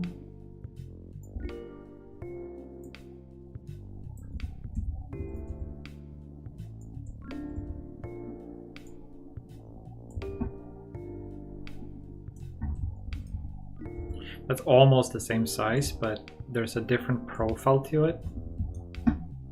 Now it's more about covering like part of the slope. And before it was more about giving these like something to grow onto, basically, or grow around.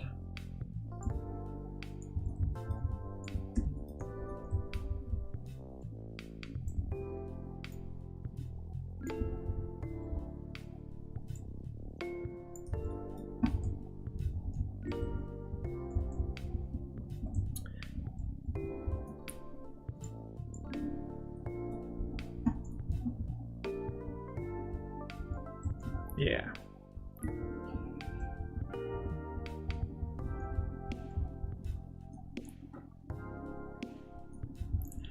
It is. It is walkable on the inside.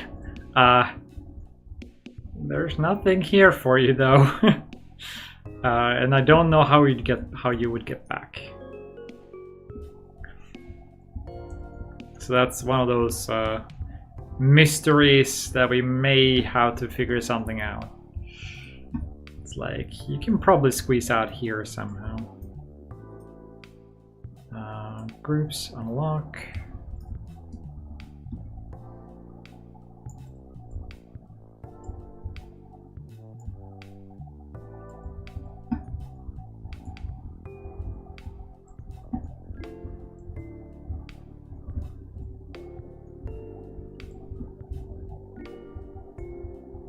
Oh, right. I suppose, you know, you'd have stuff like this.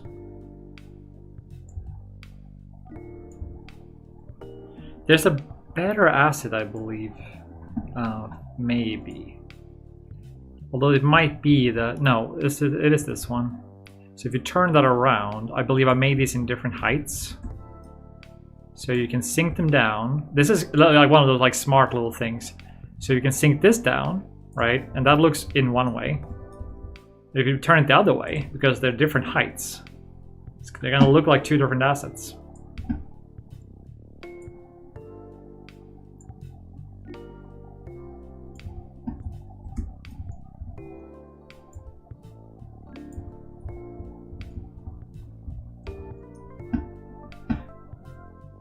Good detail. Yeah, thank you. Thank you.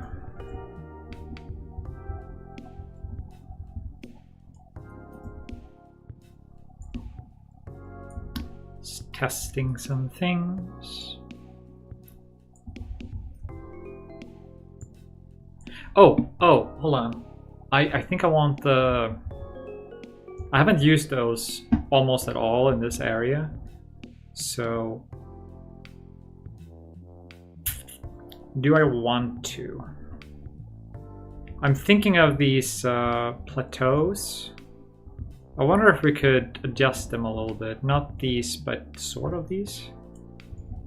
Do I have any of those around here somewhere?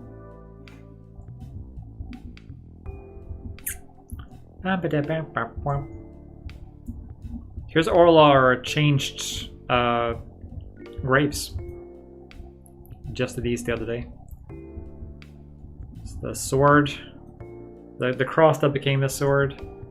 These ones that are swords, but like broken.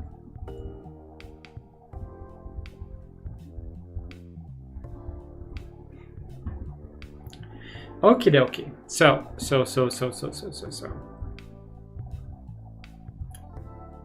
I suppose we don't have any of these around here. Oh, we do, I think. We have them over here.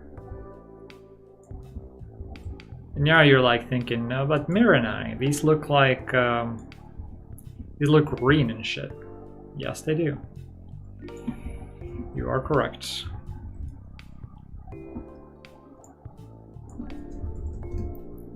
But now they don't. Just like that.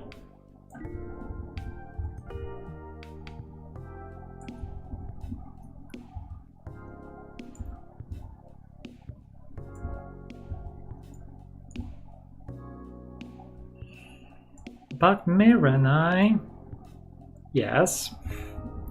Trust.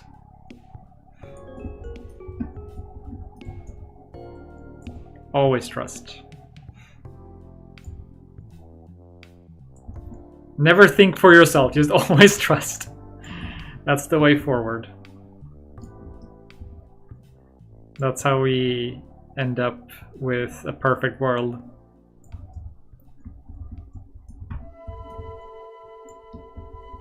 Right? It's gotta be. Can't imagine it happening any other way.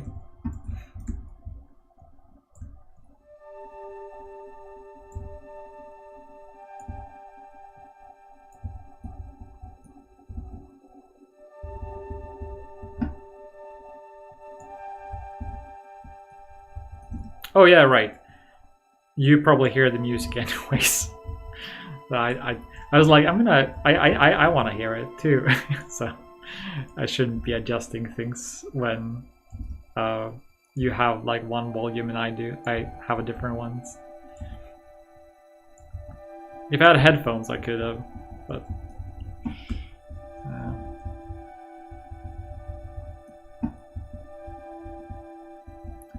Now we're sort of committing to being able to walk here, I think. It's not a bad thought, I think. Can like sort of figure this out a little bit.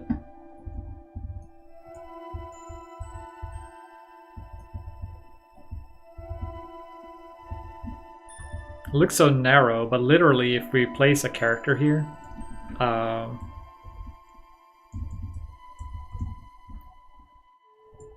dummy. That's the word I'm looking for. I mean, it's that's the scale we're working with here.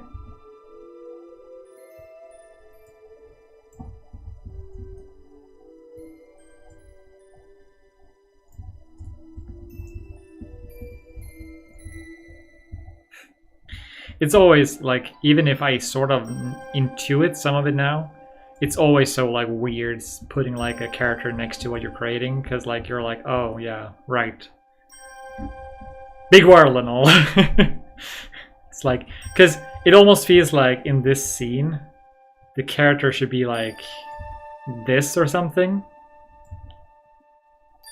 right? Sort of.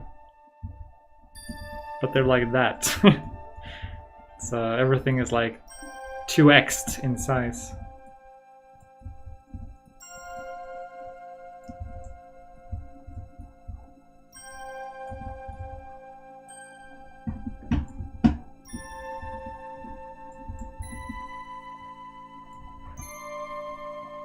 Boing. So what are you up to, Crimson?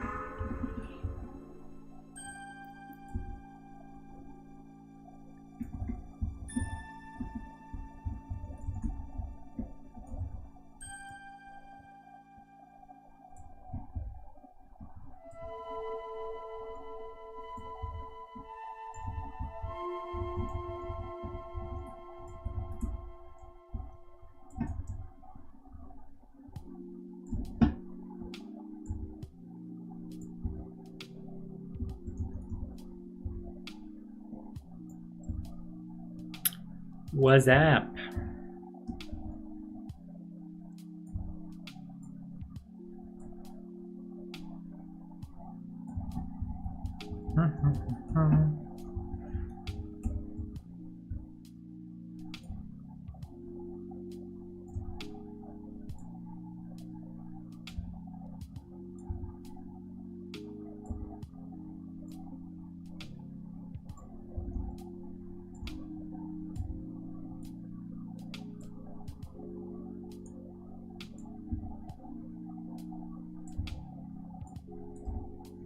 I'm even not certain that I want these rocks here, like these types of rocks here, yet. Yet I keep placing them.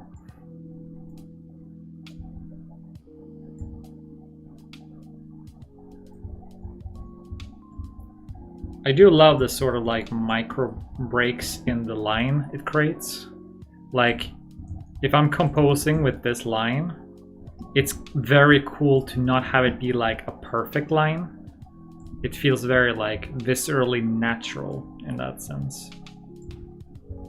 Like, it doesn't feel artificial anymore. And that's something that's like, I think maybe I only recently started realizing is that, yeah, you can work with the composition lines and stuff, but they can also start feeling unnatural. Like if you have like lines that point very directly, it creates strong compositions, but you can play with it if you want a more unnatural feel or a more natural feel.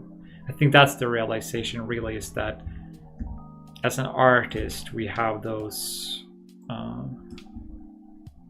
things are sort of at our disposition to work with. Center. Why are you not centering?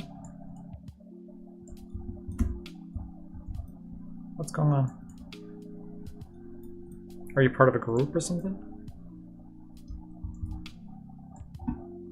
I know why. Look at this shit. It copied it from this part of the component to this part.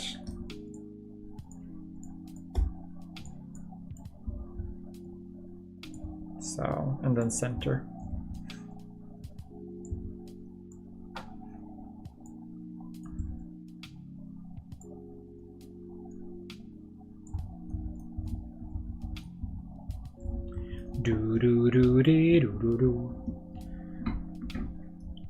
Let me just review a little bit here that I'm not missing anything that you guys are up to. Yeah, everything good. Everything is kosher.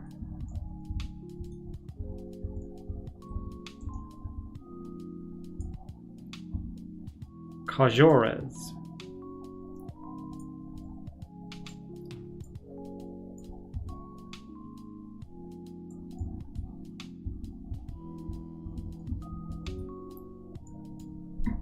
Yeah, fuck yeah. Like, even if you, I'm gonna put this to detail lighting, I think. Yeah. So even if like there isn't like a huge change, like this feels more cohesive. I might not even like this part so much anymore. You know?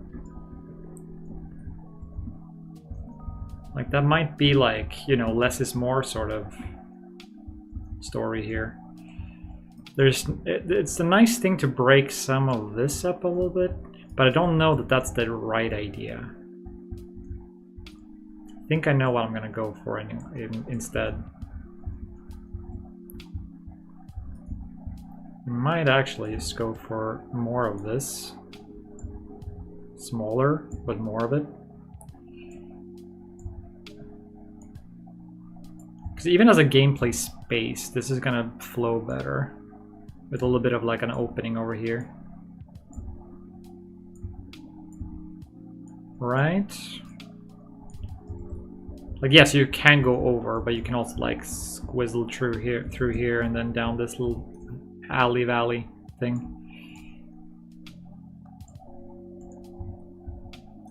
Don't mind there being random plants here, but for now I'm gonna remove them because I might be doing some landscaping. and they might as well not follow. So lasso them maybe.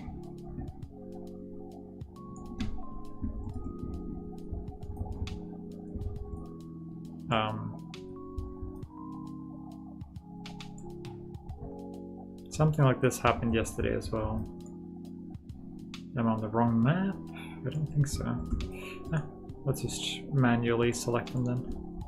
It's not a lot of work. I was gonna be smart about it, but if smart doesn't work, then do caveman. Isik would approve because he's master of caveman.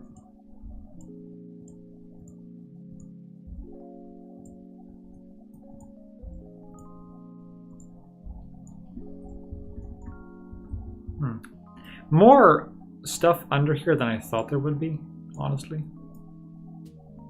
Hey! Hey, cavemano. El mano, cavemano. Okay, so... yeah, there's a lot of them underneath here. Should try to get this done correctly then. Oh, it's because we don't have any things selected. Now we should be able to go lasso. Bring those guys in. Pull our old remove on them, rather. There, clean. Clean geometry. So now, I imagine this as being like a slope. Coming down kind of straight like that to begin with. Much better.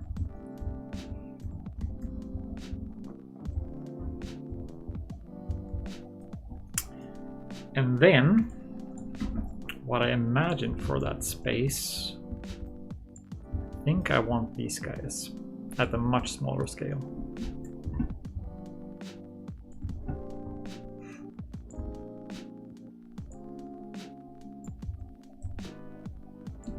And smaller. Now we're getting somewhere.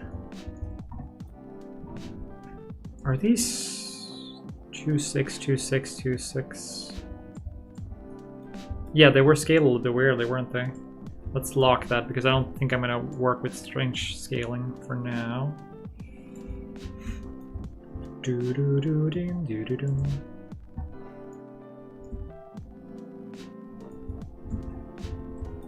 So much of Dynasties is like placing things by hand.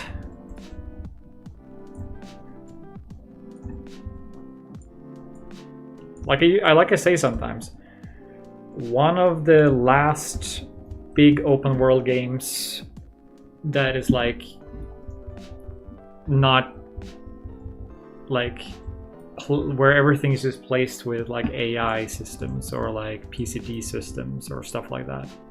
Like most things are just hand placed, bar like Foliage Tool. Like no procedural biomes and shit like that.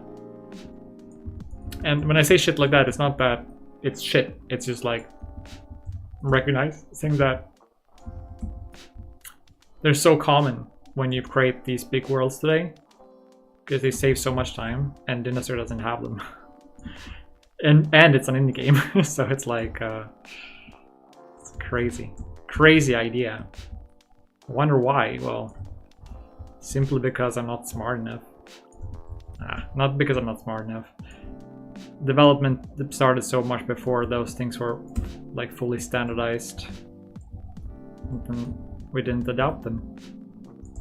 And I thought that, you know, we're far along enough that we can do it without them. But even next title is probably gonna have more procedural stuff, or like probably a lot more procedural tools in them. Although I will always value very highly that we go in and like give them a good look over. I couldn't see ourselves, or I couldn't see us working in any other way, honestly. It's not only like, I'm gonna say it like this, it's something the studio, you know, Twin Lake Minstrels, if seen as a studio, or when seen as a studio, It's just a paradigm. That's just how we do things. It's not a question if.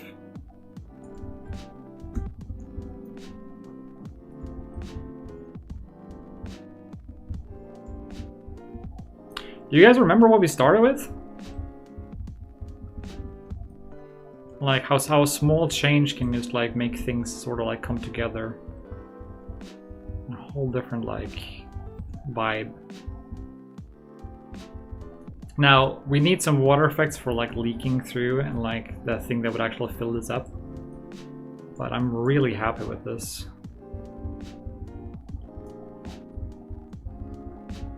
We could even like put a small pond thing, right? Like somewhere here. Maybe. Maybe here.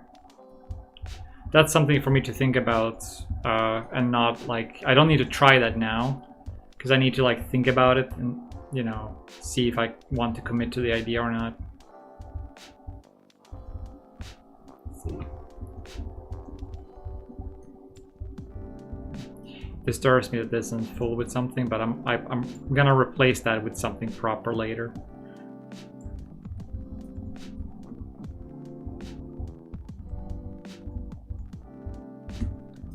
I suppose if it's slanting like this makes more sense.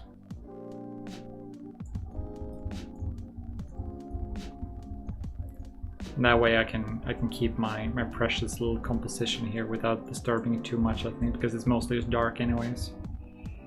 Yeah, it's good stuff.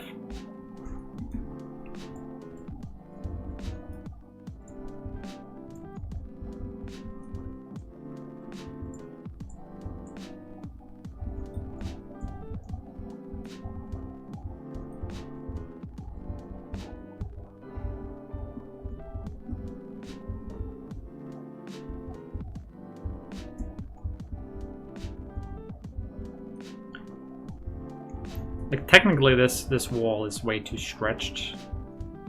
Like it should really require like some smoothing. But I want it to be kind of straight as well, so like what we can do is like we can do stuff like this, right? Where we create that wall from like more pieces. Like we can shrink them and make more on the top, and we can make them a little bit less. We can decrease the fidelity as we go down, basically, by making bigger pieces. So here they would be like that, and then you go down, you scale one up. That way you get a little bit of a silhouette with some detail, and then you get a little bit of you hide that up a little bit.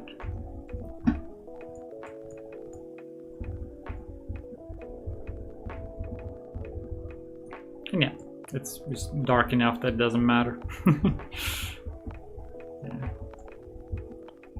It does matter though. It's just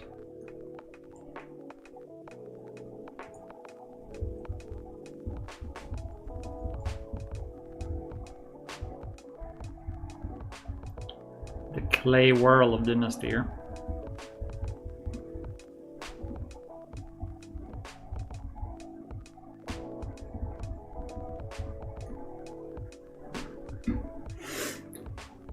Okay. I'm starting to feel a little bit like, yeah, we've had our fun here. This part. Remove you. I look forward to looking at this in game.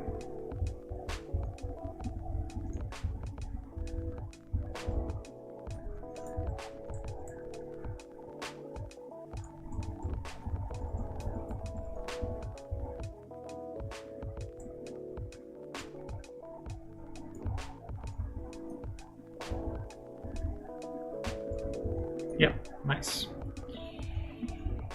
Nice.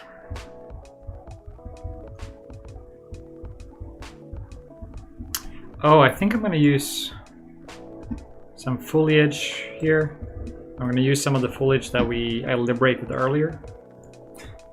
When I say liberated, I mean that I made them in a way that the project runs well with them now. So they used to be heavier for performance. Now they both look better and they are more performant. So might as well use them.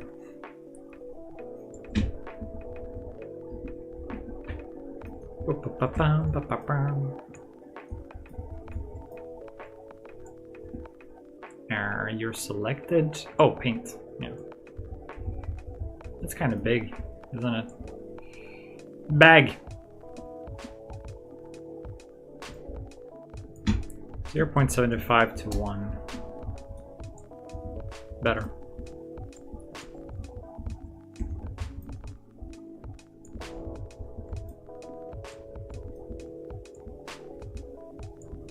Yeah. 50? Oh, that's a lot. That's up in the air for some reason. This probably has to do with like these angles being, you know, low fidelity angles. Use a polygon basically. Yeah, so let's not worry about that too much. Then place them where we can, where it looks good.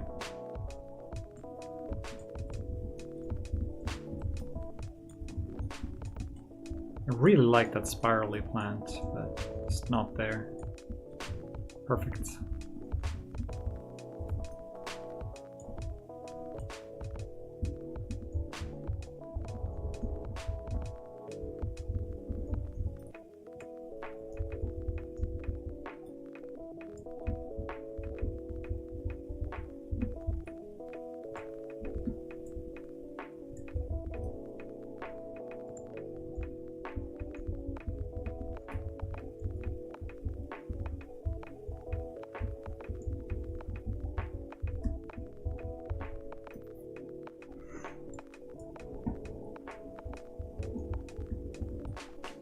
Now, the creme de la creme. Crowning duo.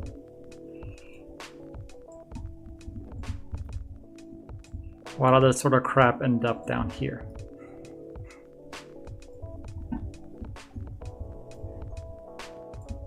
I don't know. Just, it felt right.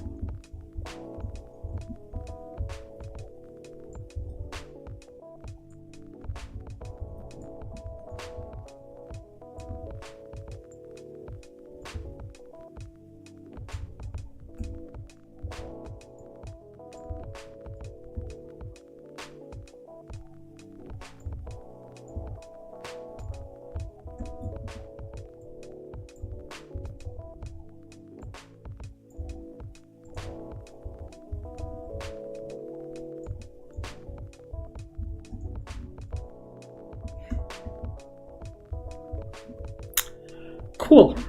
All right, let's save this up, and then I take like a break of like a minute or two, compose myself, compot myself, and once we are done with that, let's see. There. Once we're done with me composing myself, we're gonna be analyzing level design for a little bit in Lies of P. The first level, basically, or the I guess you could call it like the second one, sort of, after like the tutorial area. It's sort of a coherent thing too, so it's like not one-to-one what it is, but yeah, some level design analysis or just looking around and having some silly fun. And that's gonna be the cap, so to speak, on today's stream. So I will be right back.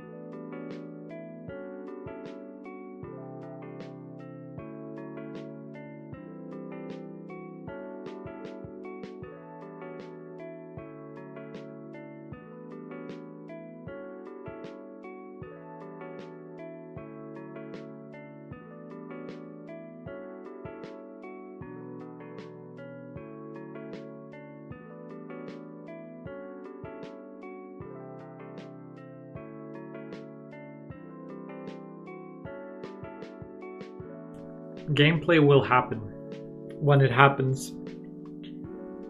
No, the funny thing is, like, especially if it's an Unreal Engine game, you put it in front of me, I'm going to like break it apart a little bit. You did the same thing.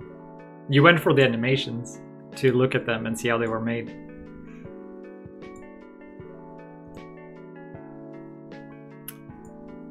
So, let's see here.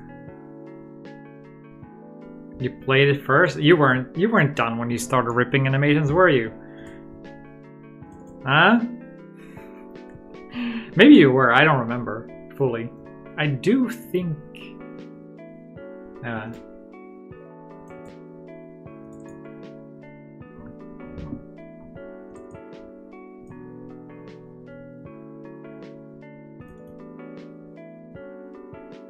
I think you were some ways into it, but not quite done. My carrot! It just rolled off the desk on its own. There's this distance away from the edge, and I put the carrot, the other carrot down, and it's just like, like, you put something square down, you expect it to stay, not like escape. I guess it really didn't like me.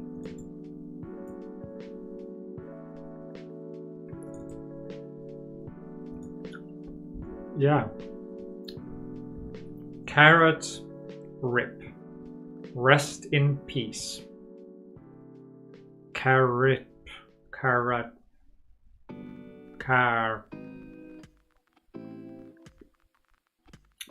Can't quite get the two working together. I do recognize there's something there. Starting Steam, starting this, starting that. I think literally that's one of the reasons why I don't play so many games is that there's just layers. Like I gotta sign in, I gotta do this, and of course, yeah, mostly Steam is fucking open, but oh, there's an update to your game. You have to update, and the update is 20 gigabytes. So you have to download it. Oh, you don't have space, so now it's dun dun dun dun dun dun. It's tiring. It is what I appreciate more with console gaming. Well, I used to, but then PS3 happened.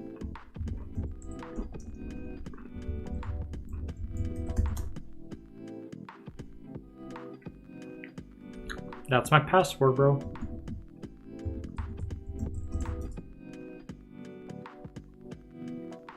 There it is.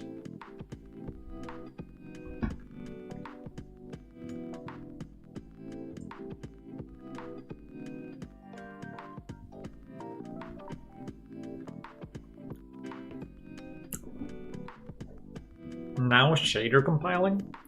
But we already did that. Okay. We're getting it done.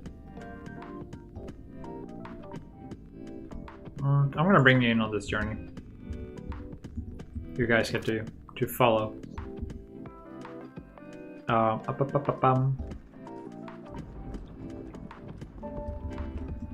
No secrets from me.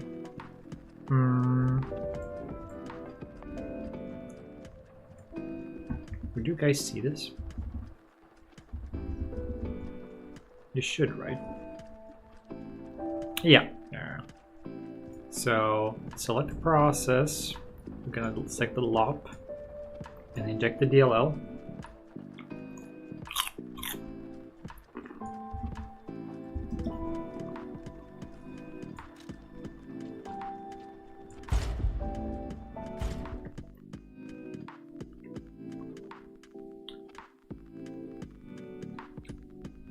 True. Soothing music, maybe we should let the world speak now. So, here we are. Last week, we were exploring this area, and I was about right here when I said, I want to take a look at this. Like with a free camera, because I was curious about like things. Yeah, we can look at some VFX stuff at some point. I don't know what I would add to things, because it's kind of maybe if I can extract some textures and stuff. But I don't quite know what that would look like. I can add commentary on what I think a thing is. Like how the ground, for instance, here is kind of like obviously like a vertex. There's like vertex paint basically. This is like a specific mesh they made. And then here would be green color, here would be blue color or whatever.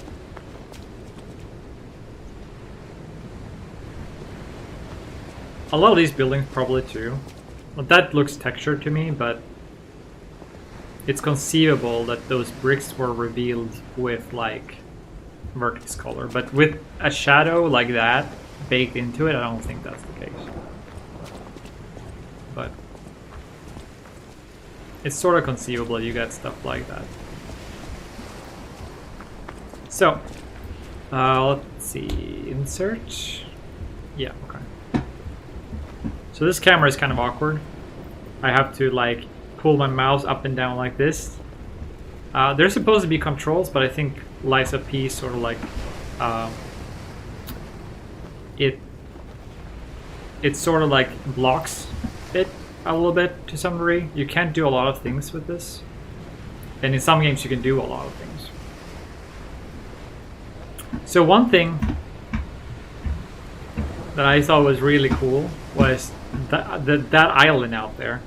And I saw it earlier as well. I thought maybe we should go and take a look. And I don't know if that's maybe like a spoiler or something, so I don't know. That's also like an interesting feature in the rock. Like, also I noticed this. There's a copy. Secret Island. Yeah. So, do you guys see the copy of like the copy paste asset here? Up in the right corner, you have like a blackish feature with like a chasm or whatever. Then you have it in the center, you have it to the left, you have it again in the center and again to the right. Do you guys see it? Like this feature is like here, it's like here, and it's like it's in a lot of places, and it's kind of like once you see it, it's hard to unsee it. I see 5 of them.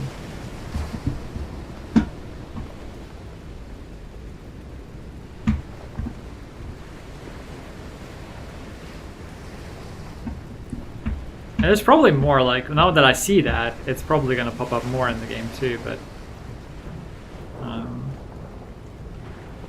it's just that asset has that, like, go to the island. Sure. Okay, that's a good indication then. So Secret Island. It looks like there's a building more so than... It looks like a building more so than... I don't think it's a rock formation. Yeah, it's gotta be a building, right? High fidelity building right here.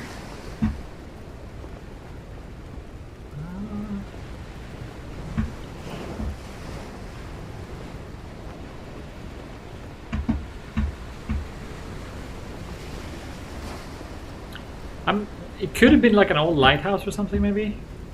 Maybe? It does look sort of like a rock from afar, but like it looked also like it might be more man-made. Here it looks like...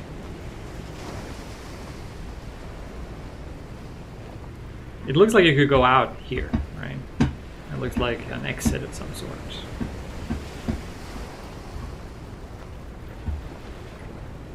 And then some path leading around, or some balcony of some sort. Like, this is a great silhouette. Like, even if this is created for a cool silhouette in the water, this is a great silhouette, which is like, you know, part of what we're doing here is like looking at these things. So like if you're building levels or spaces, the way that this opens, well, the way it's created, the shapes are really interesting. Really, really cool stuff there. There's like a small nook here. Suppose yeah. So you would get up here. This might have been planned to be playable at some point.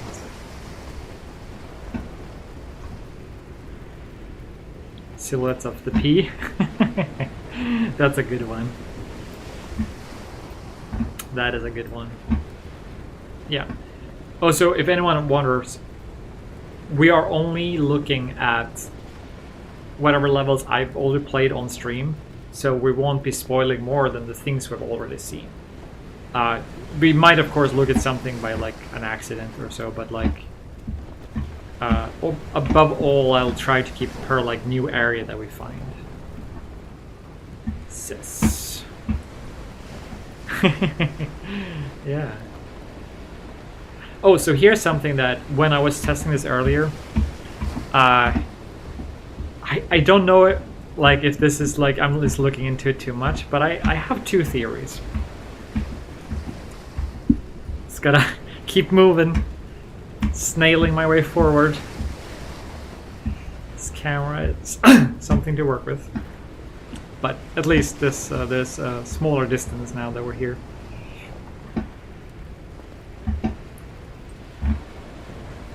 Oh.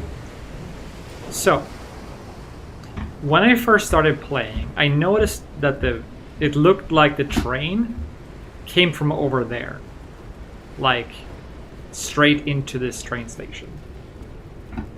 And it looked like the tracks kept going this way. Like, over there, which is also just water. It's the landscape over here, so I sort of assumed that this part was part of the land, and then it just snaked inwards to another part of the land. But it turns out, well, there just seems to be water here. However, when viewed from town, it feels like a different thing altogether. When viewed from town, they place these rocks here, which makes it entirely ambiguous whether the landscape might continue or it stops. And you never see that. Like, if you're down on the ground over here, what you see are more like the buildings just continue on, right? For what you know, there could be more buildings over there. So those buildings, they're all like occluded by that big rock we saw. Right, those big rocks. So there's no way of knowing if the town technically continues, and there is supposed to be more land over there. And it's really clever, actually, because you do get to see part of the ocean view, right? You do get down here. So you'd assume, at least let's see if this is really clever or not, but you'd assume then if you go here, you could make an educated guess whether the town continues or not, but the angle is just about right, I feel. That you imagine there could be more land over there, and it's just slanted a little bit, and then, you know, at that point we're so far away from the train that doesn't matter. So I feel like they put thought into that, but I'm also a little bit like disappointed that I couldn't see more land. Or like a train track state. So like I wanted to see that. You know? They only really did part of this map that they had to do. So also when I was I spoiled myself with one little reveal here when I was looking at things. And that's this. So all this is like low poly, right? So this LED mesh they have. And that seems efficient and stuff. You know what's not efficient? It's not very efficient to have these low poly meshes and model the fucking insides. They could have used, this could have been empty. There's like full quality doors here and shit.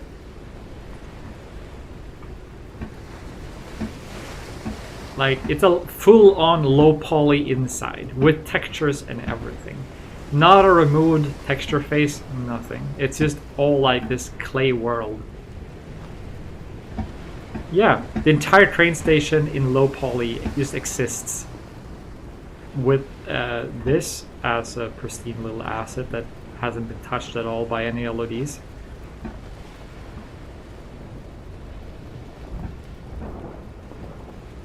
You can just paste this into like... You can just paste this into like a PlayStation 1 game. And you have like an entire like horror like section. And the trains. Wait. Did I turn this around in my head? No. No, there's gotta be trains heading that direction. Did I? Oh, dudes, maybe I've turned things around in my head. I've turned things around in my head. It looks like these are heading from the sea. From over here. Right? From like way over there. That's really no way to know at that point. So you're heading straight into town, huh? Cool. These are weird structures. So there's a backside to this with piers. They look like piers, but I assume it's all like holes for the... Yeah, this is what I assumed. This is where the tracks come from. We found them. These strange piers. What? Why is there a side path here? That's crazy. What's the...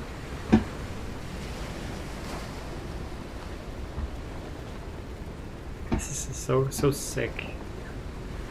Like this rear, like a hole right into the thing. Oh, I think I know what this might be. And the reason I might have thought... I think I know what this is. This is the train. And the reason why I thought... The reason why I thought it was angled that way is because this train is angled that way. And then you get off. But then there's probably some cinematic or something, and then you get into the building. I think this might be the train. Maybe.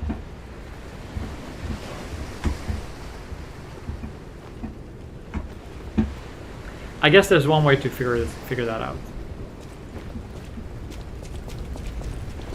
Going on an adventure.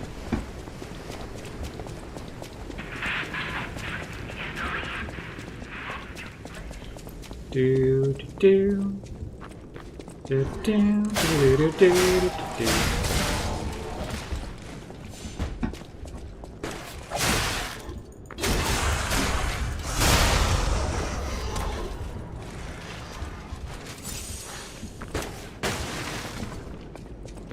We're going on an adventure.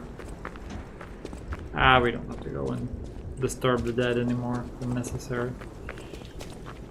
But yeah, well, at least in theory, if we can get back in and there's like a higher quality of the LED.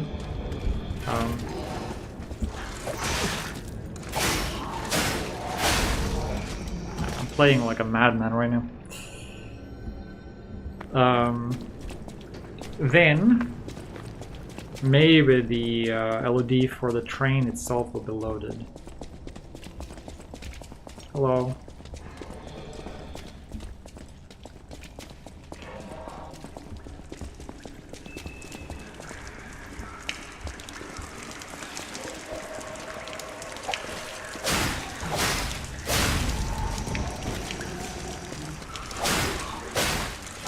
Is that guy wandering? Oh yeah. Oh, he is. Interesting. Patrolling, as it were. No, so... No, this is the train, though. Yeah, no, this is the train. So what is that weird pier thing over there? I don't understand. But maybe this can elucidate it a little bit more. Now that it's loaded. Okay. Hope?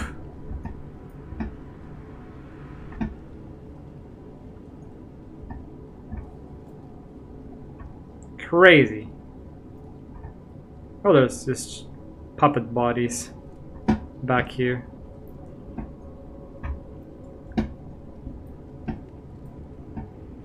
Tracks into nowhere.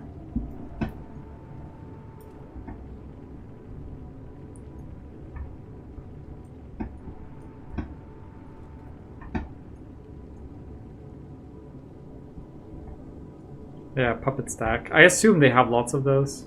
It's also a puppet stack over here. Okay. So what's the purpose? You can get back here? Yo, this is just a secret I did not know about. Wait. There is a path too here. Okay. Let me try to figure this out.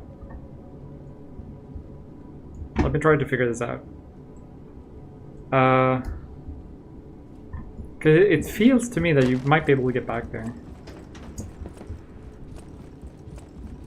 And if so, I don't want to... I mean, I spoiled the thing, but...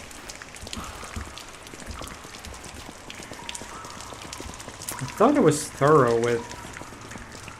Yeah, because I remember getting here and I was like, yeah, you can't go past here. Or there. But there's the scaffolding up here. And... You can't say. No, I understand. You don't have to say anything. There's some scaffolding up there.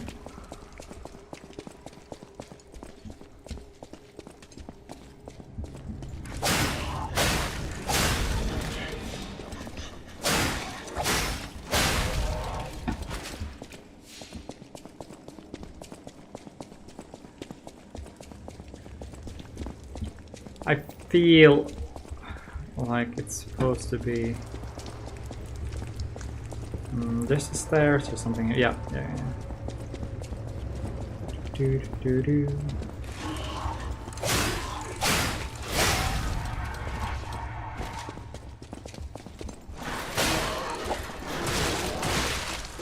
Yeah. Do your worst.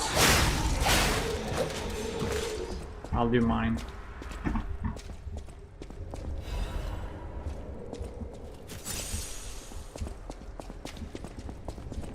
Okay. Let's see.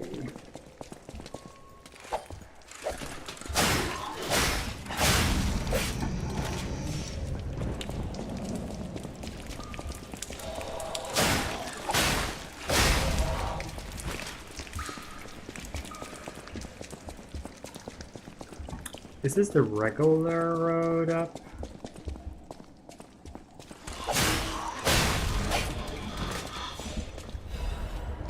I don't... Like, I recognize this place. I don't quite follow how... Okay, this is where that weird sound was from. Or I thought that I heard a weird sound once. Okay.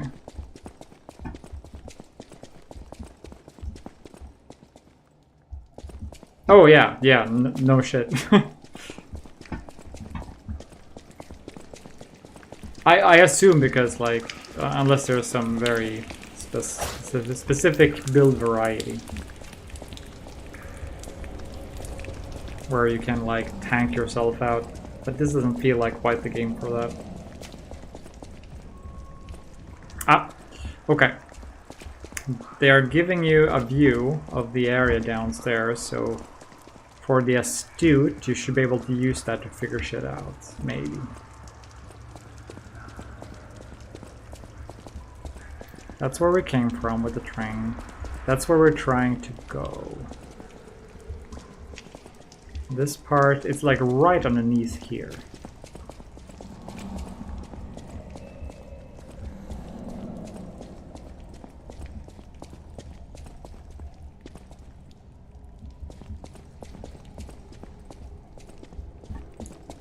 Huh, I see. Overtuned. Like, if we could just go on from here, then our woes would be pretty much solved. Right? Like, this is where we have to go through, basically.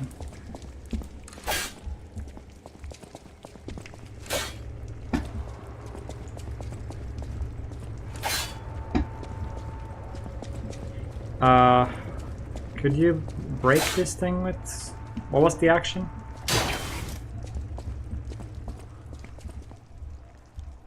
I don't remember what the action was.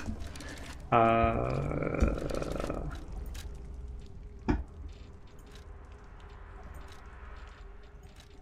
don't know you can, that you can do it with this one.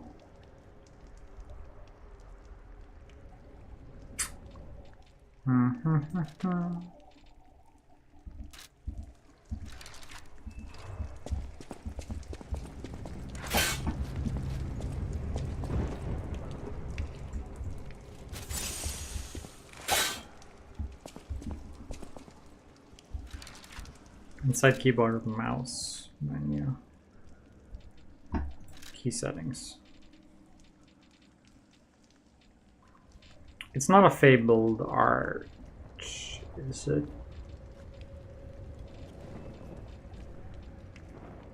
Charge.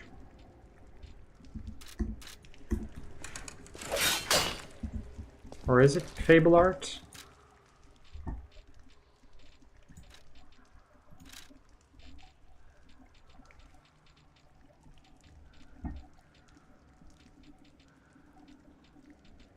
Or Legion Arm Control.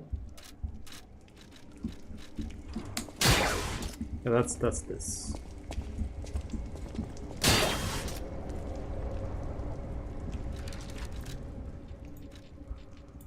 Being silly, I think, for going back for a switch. Bag.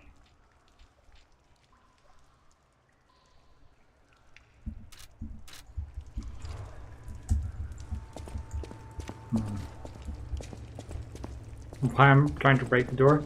Oh, it's just like... It's in my way. That's all.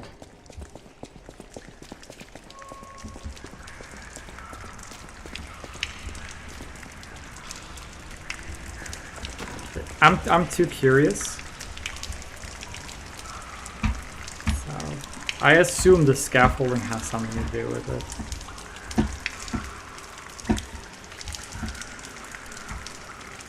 Ah, okay. Yep. That's I understand what it is now. I understand what it is now. It's I'm not supposed to know this yet. That's accidental spoiler, is what that is. And I'll leave it at that. It's impossible for me to get there right now. Well, without playing the game.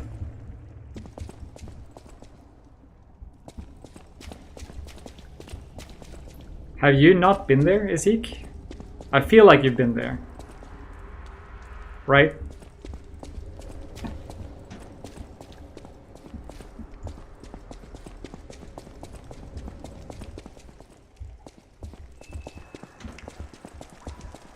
Oh, you didn't see what I saw where that leads? Didn't you see me go back to the trains? Basically, you follow like side path here.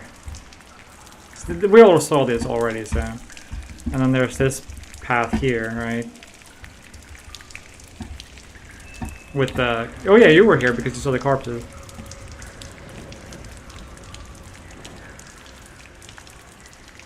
In if you launch the exe, it says 4.27 dot something, so I assume it's 4.27 custom something. It seems to be 4.27 mostly, from what I can tell. So that's pretty cool. But yeah, what I saw. Let's see, where's the scaffolding? There's the scaffolding. I saw on the scaffolding a side path over here, and I was like, you know what? With that side path, I can't imagine that connecting in any specific way, so we're gonna loop back to this place in some manner. That's what I'm assuming. So, I'm not supposed to know this. I'm not supposed to know this, and then probably... Yeah, it makes sense. It's not much of a big spoiler. Yeah. But yeah, it's probably... That's correct, right? It loops back to the building in some way. There's an alternative, like, entrance or something to the side of the building or something.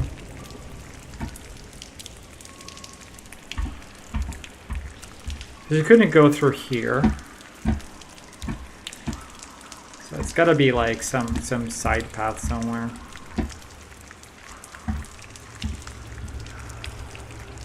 Oh, the hotel exterior? Sure, we can go there. Here's something that I actually don't... well, I'm not gonna say don't like about it, but... Personal criticism pet peeve. I would have liked fewer save points. I would like for them to push me more. So this one I understand. The next one is by the boss. I suppose that sort of makes sense. We can run this path, right? We open this. No, this isn't the path we opened. This is another path. Okay, cool. Hello. Just gonna juke them a little bit. I'm a masochist?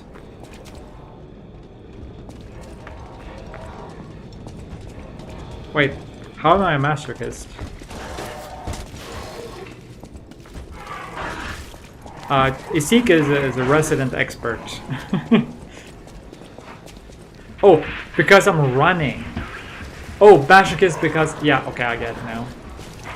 No, I like the world, so I don't want to have to... Like, I don't want to use those things to warp everywhere.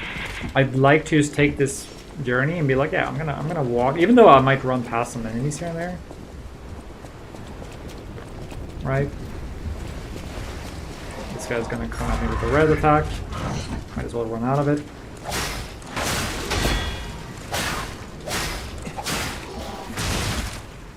Early.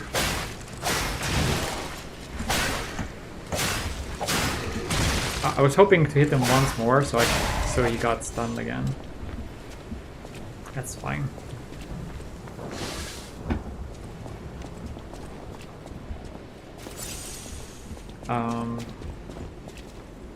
My favorite view so far in the game is this. Like just coming here and seeing this.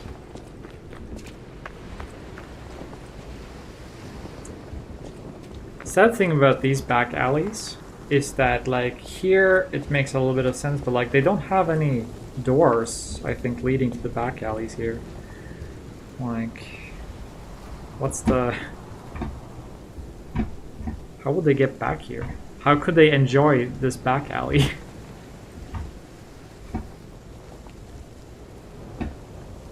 You know?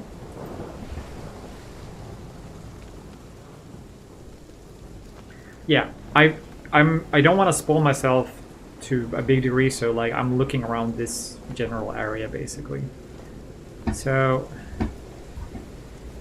this is one of those weird spaces, like game spaces, because this is almost like, there's almost like an idea here where there's like a stairs leading down, but I don't see how they even get there. So maybe the idea was to loop around the house and then you'd, I guess from here, this isn't an opening though, is it? Like it's, well, it could have been once. Could have been. Still, it's a bit weird. Like it's like a back alley, but it doesn't have any. I guess from the balcony they could access it. Amazing view of backyard, but no door. Yeah, exactly. That's what I'm getting at. There's no weird interiors here. That's interesting. What's the... Okay, here's just... I think this must have been just left by the artist by mistake.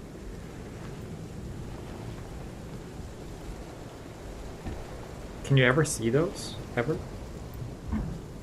Oh, from here, I guess. Yeah, you can.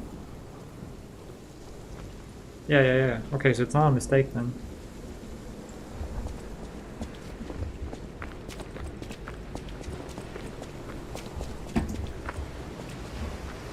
Interesting. So I assume they're supposed to look like small walkways or something for so people can like get through here. Yeah. Maybe DLC content will touch on that. That we looked at earlier, the fucking the building over there.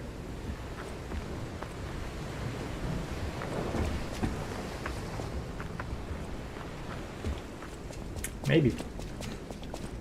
And then we spoil ourselves on the DLC. No. Hello.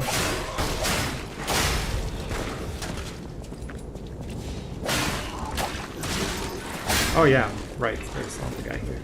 I forgot.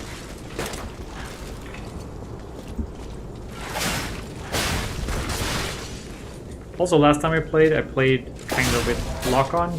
Right now I'm trying to play it less with lock-on, for variety's sake.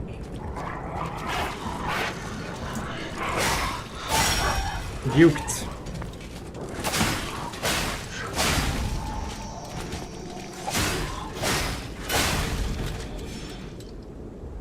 The bloody reindeer hits again. Strikes again. There's one up here.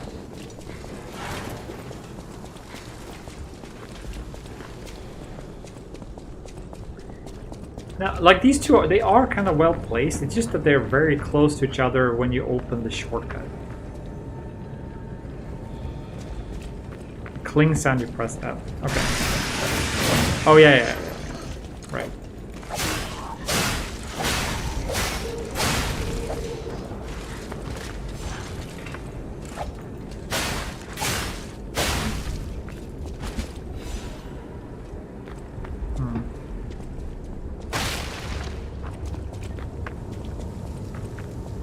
Oh, this is something I was curious about, how these two places connect. Because these are close to each other, like... yeah, down here, that's what I was curious about. Like, what's the...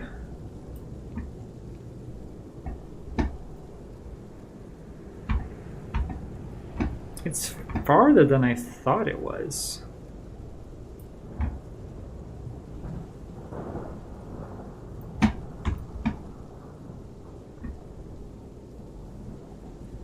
I like the way that these streets snake around. Like, it's really interesting.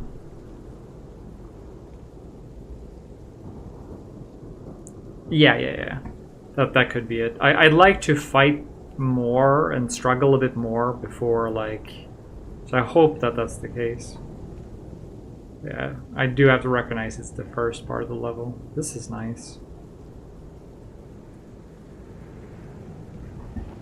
So, the way these buildings snake around before you're able to get up here, it felt like this distance feels longer, but I didn't like this distance feels.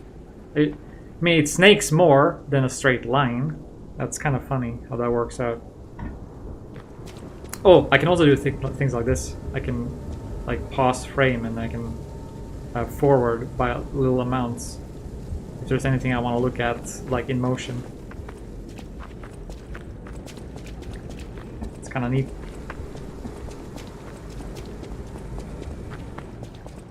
Okay.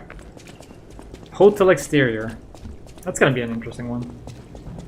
I assume eventually we'll be going to the right side, so even if I love the look of that so much, the way those carts come in and stuff, like the skylift or whatever,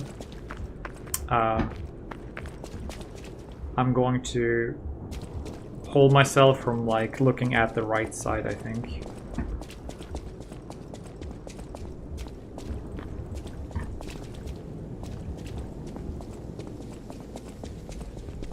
Obviously, kind of curious about this.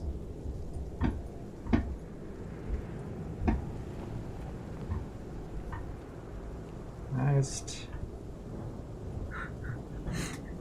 Riddle me this, chat. How did they get there?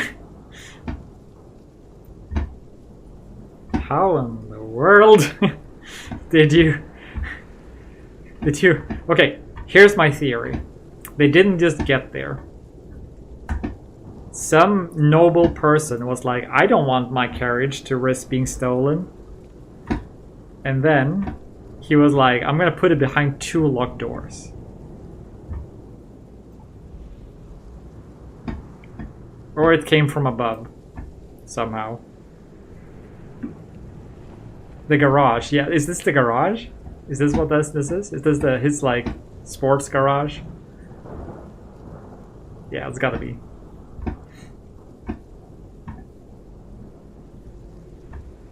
Rich man's sport garage. It's this guy, I guess.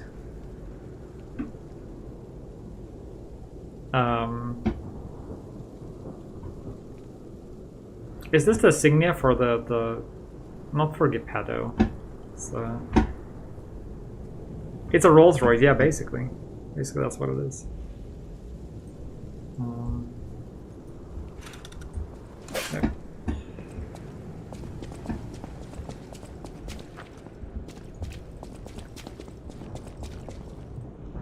This is good inspiration. One day you'll understand.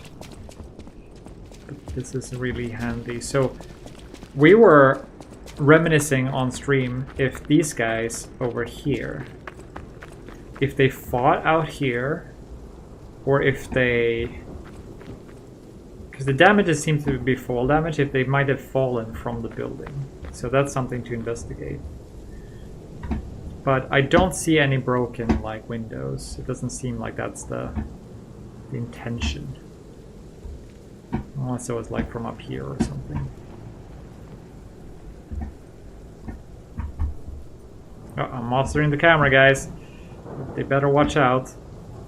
This is why, like, stuff like this is so fucking strange. Like, you go some way outside of, like, what you're able to see, and it's like everything is just, like... smoke and mirrors. I love it. I love it, I love it, I love it. This is why Junos area is so crazy, because yes, we do have smoke and mirrors, of course we do. Some really interesting ones too. But there's so much you can just climb, because you're not like this character where you're bound to the ground. You can like literally like find ways to climb something like this and go up here, so the view has to work for stuff like that.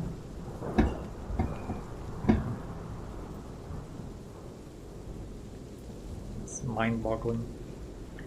Here's something we can think about. Where this is obviously meant to be like some sort of walled off road. That might have been a path at some point, right? Around to the side of this island, probably. Yeah.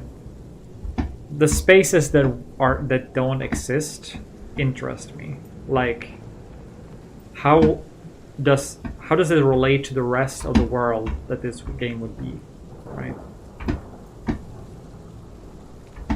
It looks like a cave-in, so it would maybe be...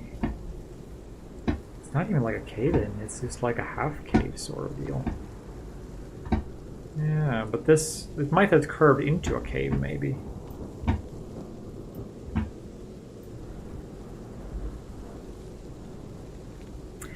I think someone did that intentionally. They walled off the city. Like they maybe exploded this or something and maybe just put lots of scraps there. I don't know.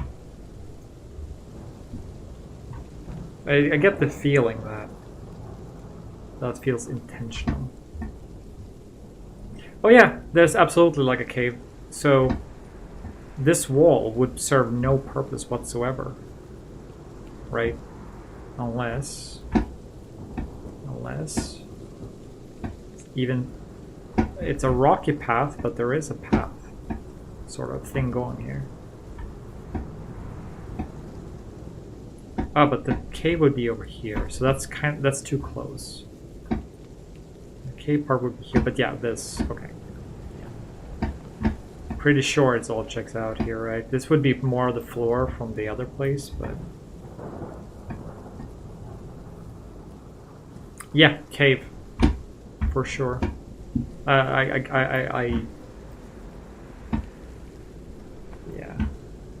I feel like it must be. I suppose they could wall it off just to secure the area from falling rocks and stuff, but there's, oh yeah, there's windows here too, or lookout things. It's interesting. Let's look at composition a little bit, because we haven't really talked much about composition. Let's, this is like such an iconic piece. Such an iconic piece. I like that it's tall, like impossibly like tall for a structure and that it like grows up like that. It reminds me a little bit of like Castlevania castles, but like a little bit more toned down. But it's has that like growy feel to it. It's a crazy way to build. Okay, so you enter from here, which gives you this sense of it being really, really, like, the ground floors are really big and gives the big foundation. Yeah, and then the way that it extends to the right together with this shape makes you really feel like it's a massive, like, not influence, but it's a massive thing. I'm assuming the part to the right here is to some degree in service of this. It's like on the, because of the way it looks. Like it's less maybe hotel, I guess. No, I guess the top part would be in service of this. Reminds me of that. Oh yeah. So you cannot, let me do this thing. And this quadro.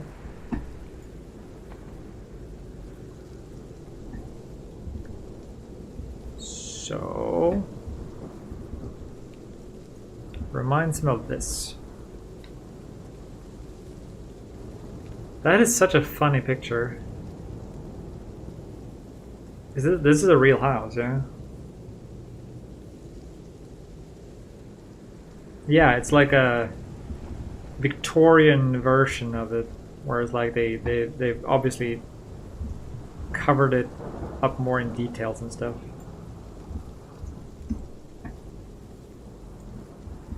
Covered up. Interesting. Hotel in Amsterdam. Okay, let's look closer at the like mesh itself.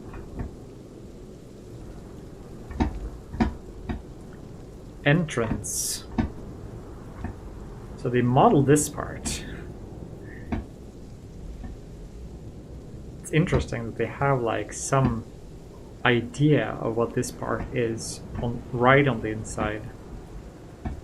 You know what? They probably thought for a while that this was gonna be like some sort of entrance part. And then this didn't feel right. They needed to be higher up, probably.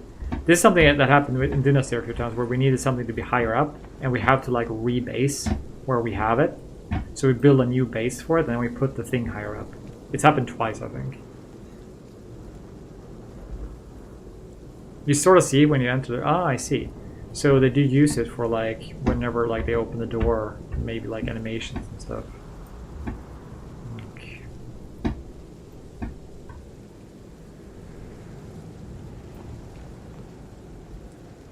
Oh, it's an inner courtyard.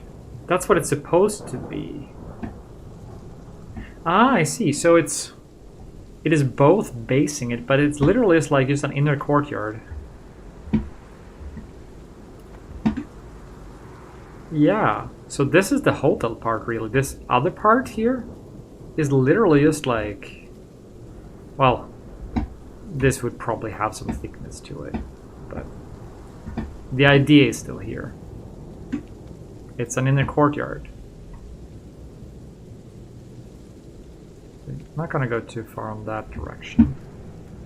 Oh, and here's, you know, you get too close, and all the time it's like, yeah, we can save some polygons here.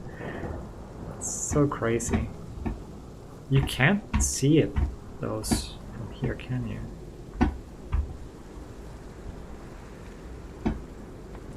Crazy.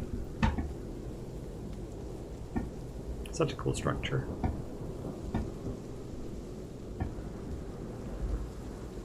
Okay, so it would be here. So under those, there's like nothing, a nothing polygon. I'm curious if you can spot that from some angle.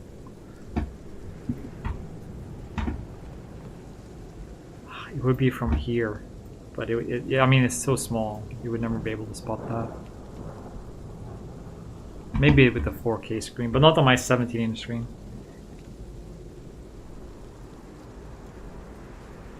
I mean, I think it's just straight up volumetric lighting.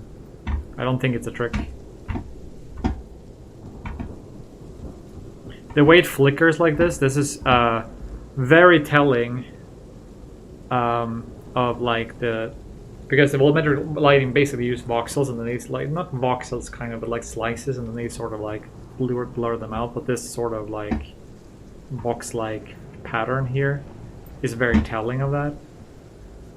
I know because I use it too.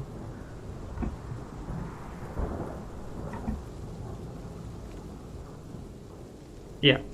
I mean, yeah, straight up, just no faking the volumetrics here. It's all like actual volumetric lighting. It's the real deal. A version, at least, of the real deal. Ah, there's another like mesh hole. It's crazy to me that such a thing is like straight in your view, but no.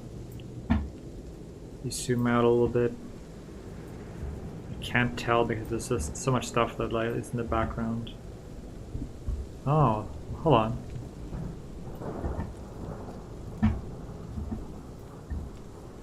That window felt like it was black and then it's turned on. That's freaky. On the two balconies. Weird texture. Is there a balcony?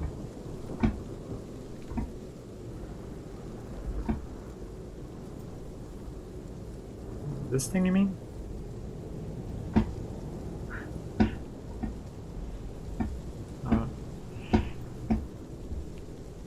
Yeah, these, yeah. Oh, another like little mesh piece is missing. It's kind of crazy. Kind of crazy how much it doesn't matter.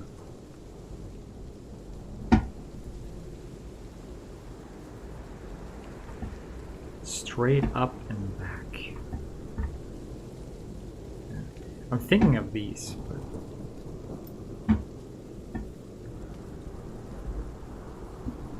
Is balcony the right word?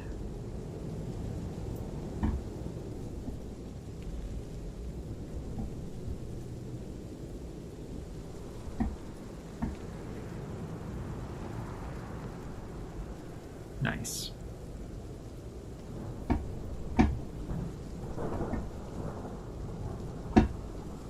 Is it like one of these like window side things?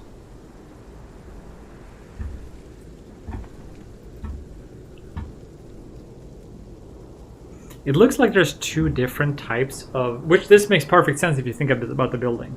So these look like they're part of the old building, and these all like scrunched up metal parts look like they're part of that. So you have this building has been renovated at least once, is what you get away from like that, looking at that, I think.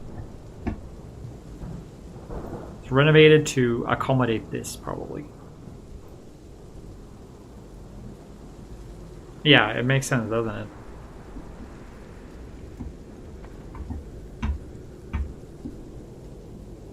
Alright, let's head inside. See if there's anything fun in here. Not really. This is what you expect, basically. I am impressed that they seem to have a backside. Like, I don't see where this would ever be useful. But they have like a full-ass backside.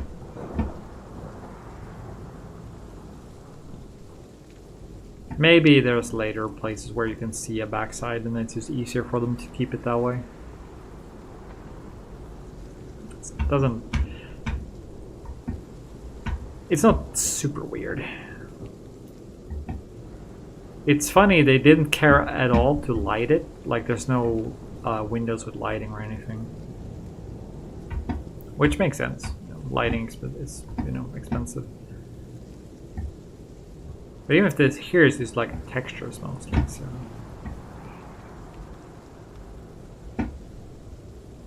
Makes sense. Very cool building. Makes me want to build something similar. This whole thing shouldn't be too many polygons. At full fidelity?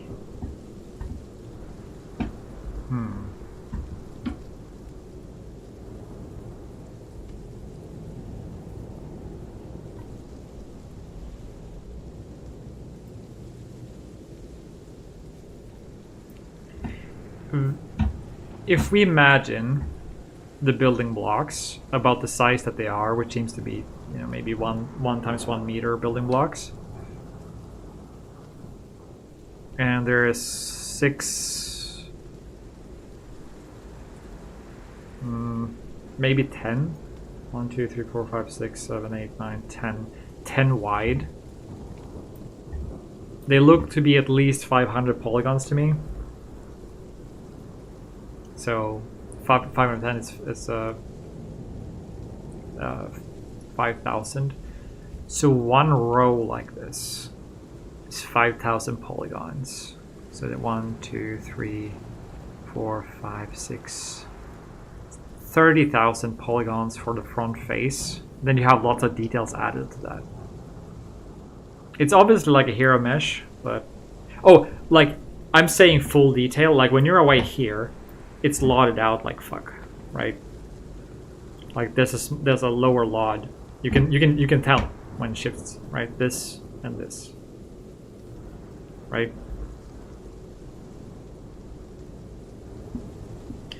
So I'm talking full detail. So at full detail, I think this would be something like, throwing a number out there, 100,000, a little bit more probably, polygons.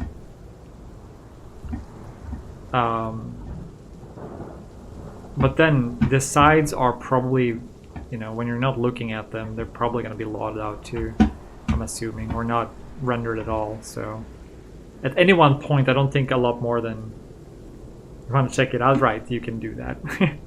Let's do that at some point, but not, we don't have to now. For now, it's interesting to speculate. Let's keep that as a fun reveal for future inspections. So then, like, the question is then, like, what is it like when you get away, when you zoom out like this?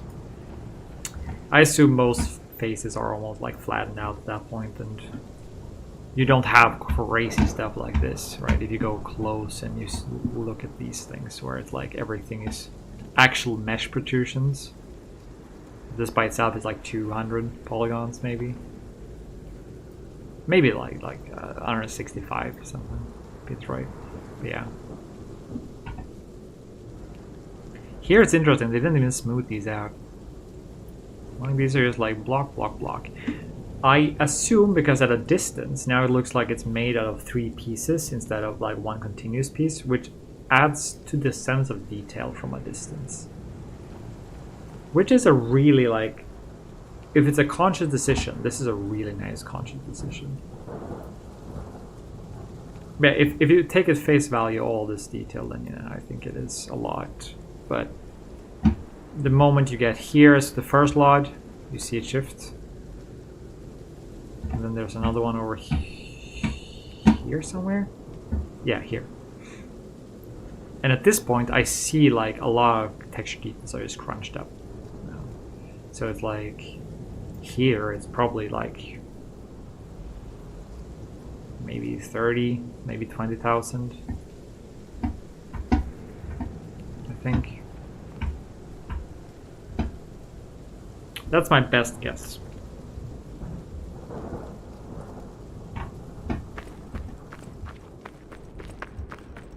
Do it. Yeah. Nice.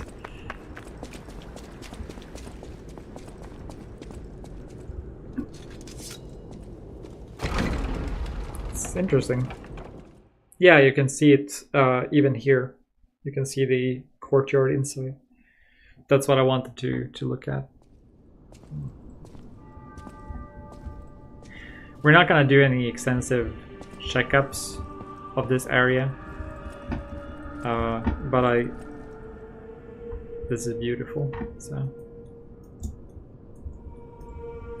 Oh. Did I lock it? Huh. They might have done some trickery here. Oh no, I can move it now. I just had to do some things. This is so beautiful, like this construction.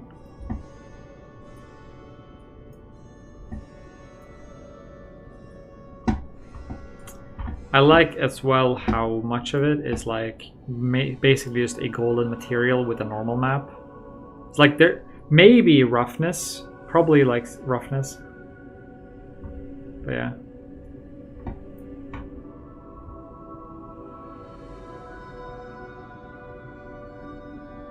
I mean, yeah, we will check it out. You know, I want to do a thorough check on this place too, but I feel like this might have too many things connected to it, so yeah. This looks very familiar to like stuff from the menu, right?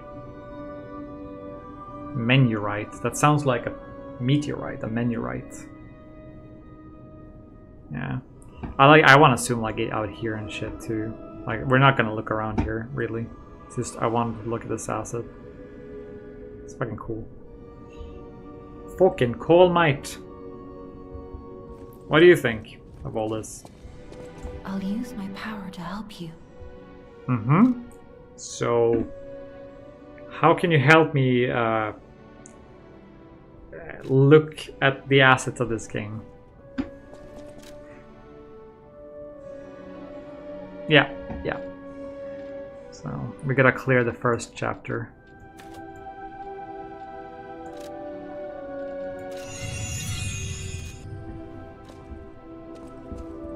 We got a whole level out of today. We got a whole fucking level. How about that? Wasn't even planning on leveling.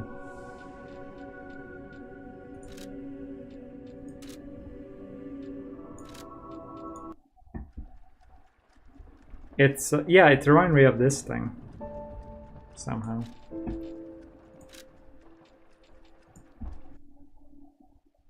Huava. Okay.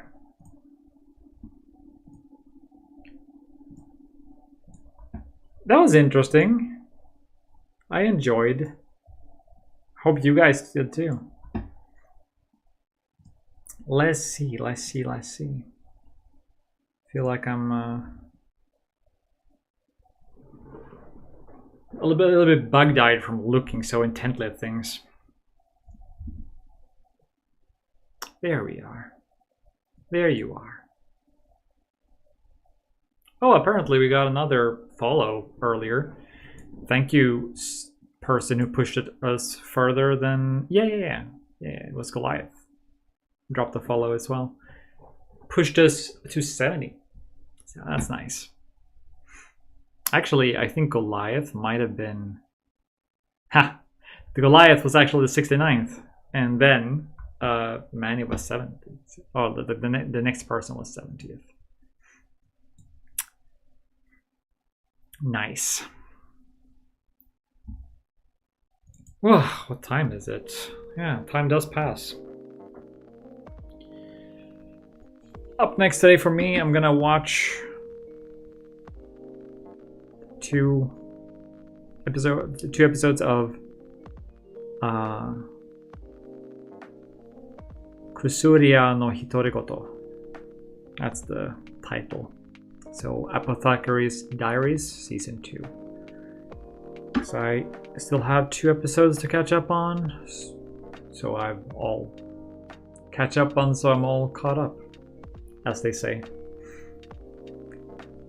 Yeah, so man, that show has such an interesting plot. Currently I have like 3 animes that I follow really closely. And now it's 4. So last Friday, they all like dropped at the same time on the service that I use. And it was so interesting because I was trying to figure out which one to watch first because all of them are so interesting. I was like, I want to watch the least exciting one first and then just progress. And I couldn't figure out which one it was. So I went with my gut reaction and it ended up being the reverse. So the one that I was most excited about was the least exciting to watch. Anime watching problems.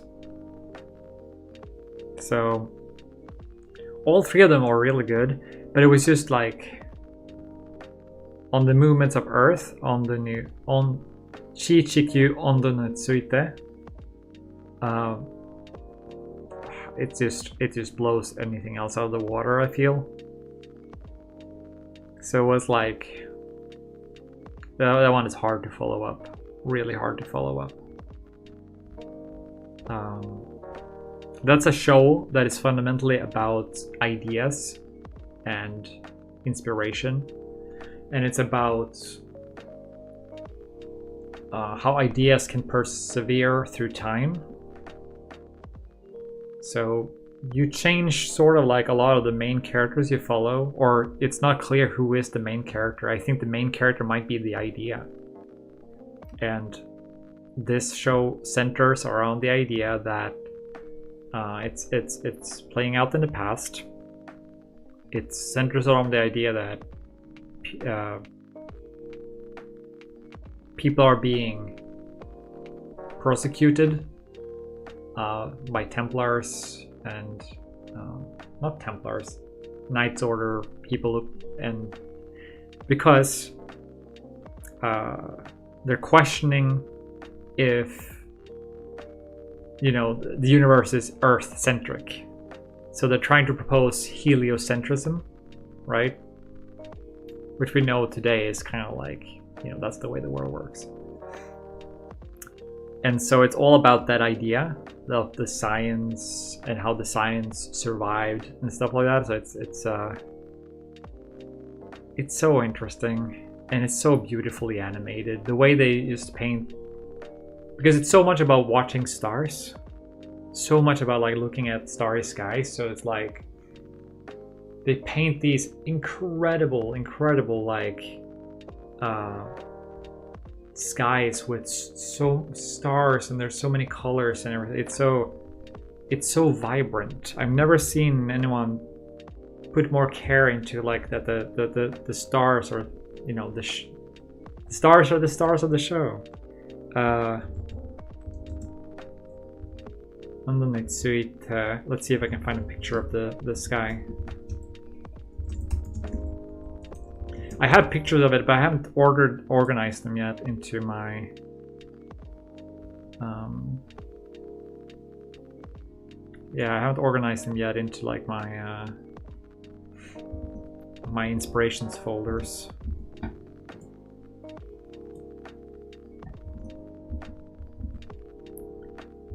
Let's see, I'm gonna swap over to this screen. Here you get like a little bit of a sample out of it. But like these star shots, they're not static. Like they will move around as the scene moves around and stuff. And it's such a beautiful play on things. Like, and this is like, every night scene is like, it's such a spectacle. Like it's so beautiful to watch. Like I've taken so many screenshots. And yeah. This is an iconic moment in the show.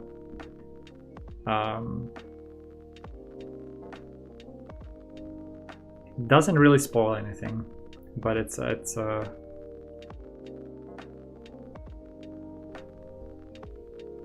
so beautiful, and the landscapes and stuff are also beautiful. But the stars are really they stand out. It's the story as well of like the fundamental, the meaning of ideas and the meaning of inspiring someone to carry ideas forward. It's so unique. It's so refreshing. So yeah, so there's that. And then I'm watching. I gotta remind myself. Trillion Game, which is a little bit less interesting now that it's settled down, but it pulls at my heartstrings and still is fundamentally about getting the right people working together. But now they keep stepping it up. You know, now they have bigger companies, bigger industries, and now they need other people who are interested in other things that can fill in weaknesses that they don't have. So people who are driven by money, like on the game development team, they have this one person who's like, literally, he wants to make a lot of money, but he also understands that he has to work with the person who wants to create art, the person who has a heart, to get money. So it's like they find, you know, the weaknesses and strengths and keep working. So Trillium Game is this. Still continues to be a really good show. And then I've fully caught up to Rurouni Kenshin, which is a remake of the old Samurai X or Rurouni Kenshin, which is all about like post Bakumatsu Warring States era Japan, and it's good. They're coming into my favorite arc. It's also very beautifully animated, and I was excited because it's my favorite arc, and that's the one I ended on. Because I was most excited because I was like, yeah, now, goddamn, yeah, it's gonna be so good, and it was good. You just, when you put it next to the Shikyu no Onryon Nitsuite, it's that's a tough sell. And also next to Trillium Game, right? So I was like, yeah, I'm gonna save that because it's my favorite, you know, plot point, basically, you know, story point that I know. And it remains really high. It's just that these shows are so good fundamentally. It makes me see as well where the small places where Rurouni Kenshin could be better. Because there's a little bit of that. Things happen in a certain way, so the plot can unfold in a certain way, and it can feel like they're introducing a conflict for a specific like payoff, and it's too apparent that like that's the payoff they're going for. So for instance, a thing like setting up two characters to clash, like one might be like, yeah, you're not gonna come with me to this place because you're gonna stay at home and watch over this, and you know already, as they say, that he's gonna go against that word, so he goes, and then they had to play out that plot over like 2 episodes, that now he's following him, and it's like this could have been solved with communication before. And Kenshin has a lot of those like small things where it's like, if you guys could just talk, there's a lot of this show that would just flow better, I think. It's like introducing drama for no particular reason. And every now and then, they have some sort of setup that is deeper and more meaningful to the characters, and then you're like, ah, that's good. And that's why I love it. Or that's one reason I love it.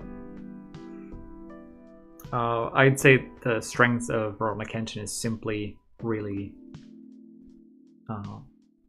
the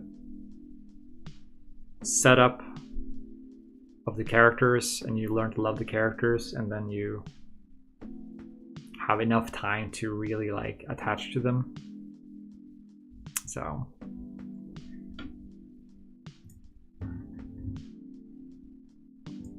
I'm gonna head off. I appreciate all of you who have been around and continue to support our game development journey. It's been a lovely little side plot here today. Like, well, I guess it's the main plot. Doesn't have to call it side plot. It's been great, is what I want to say.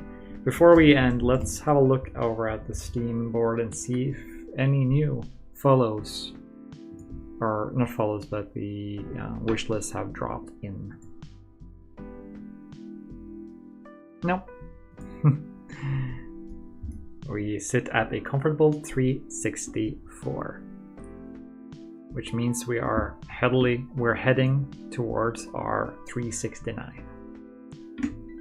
Ain't that beautiful? You guys take care.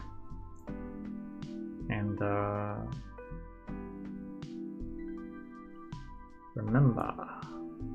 remember to play and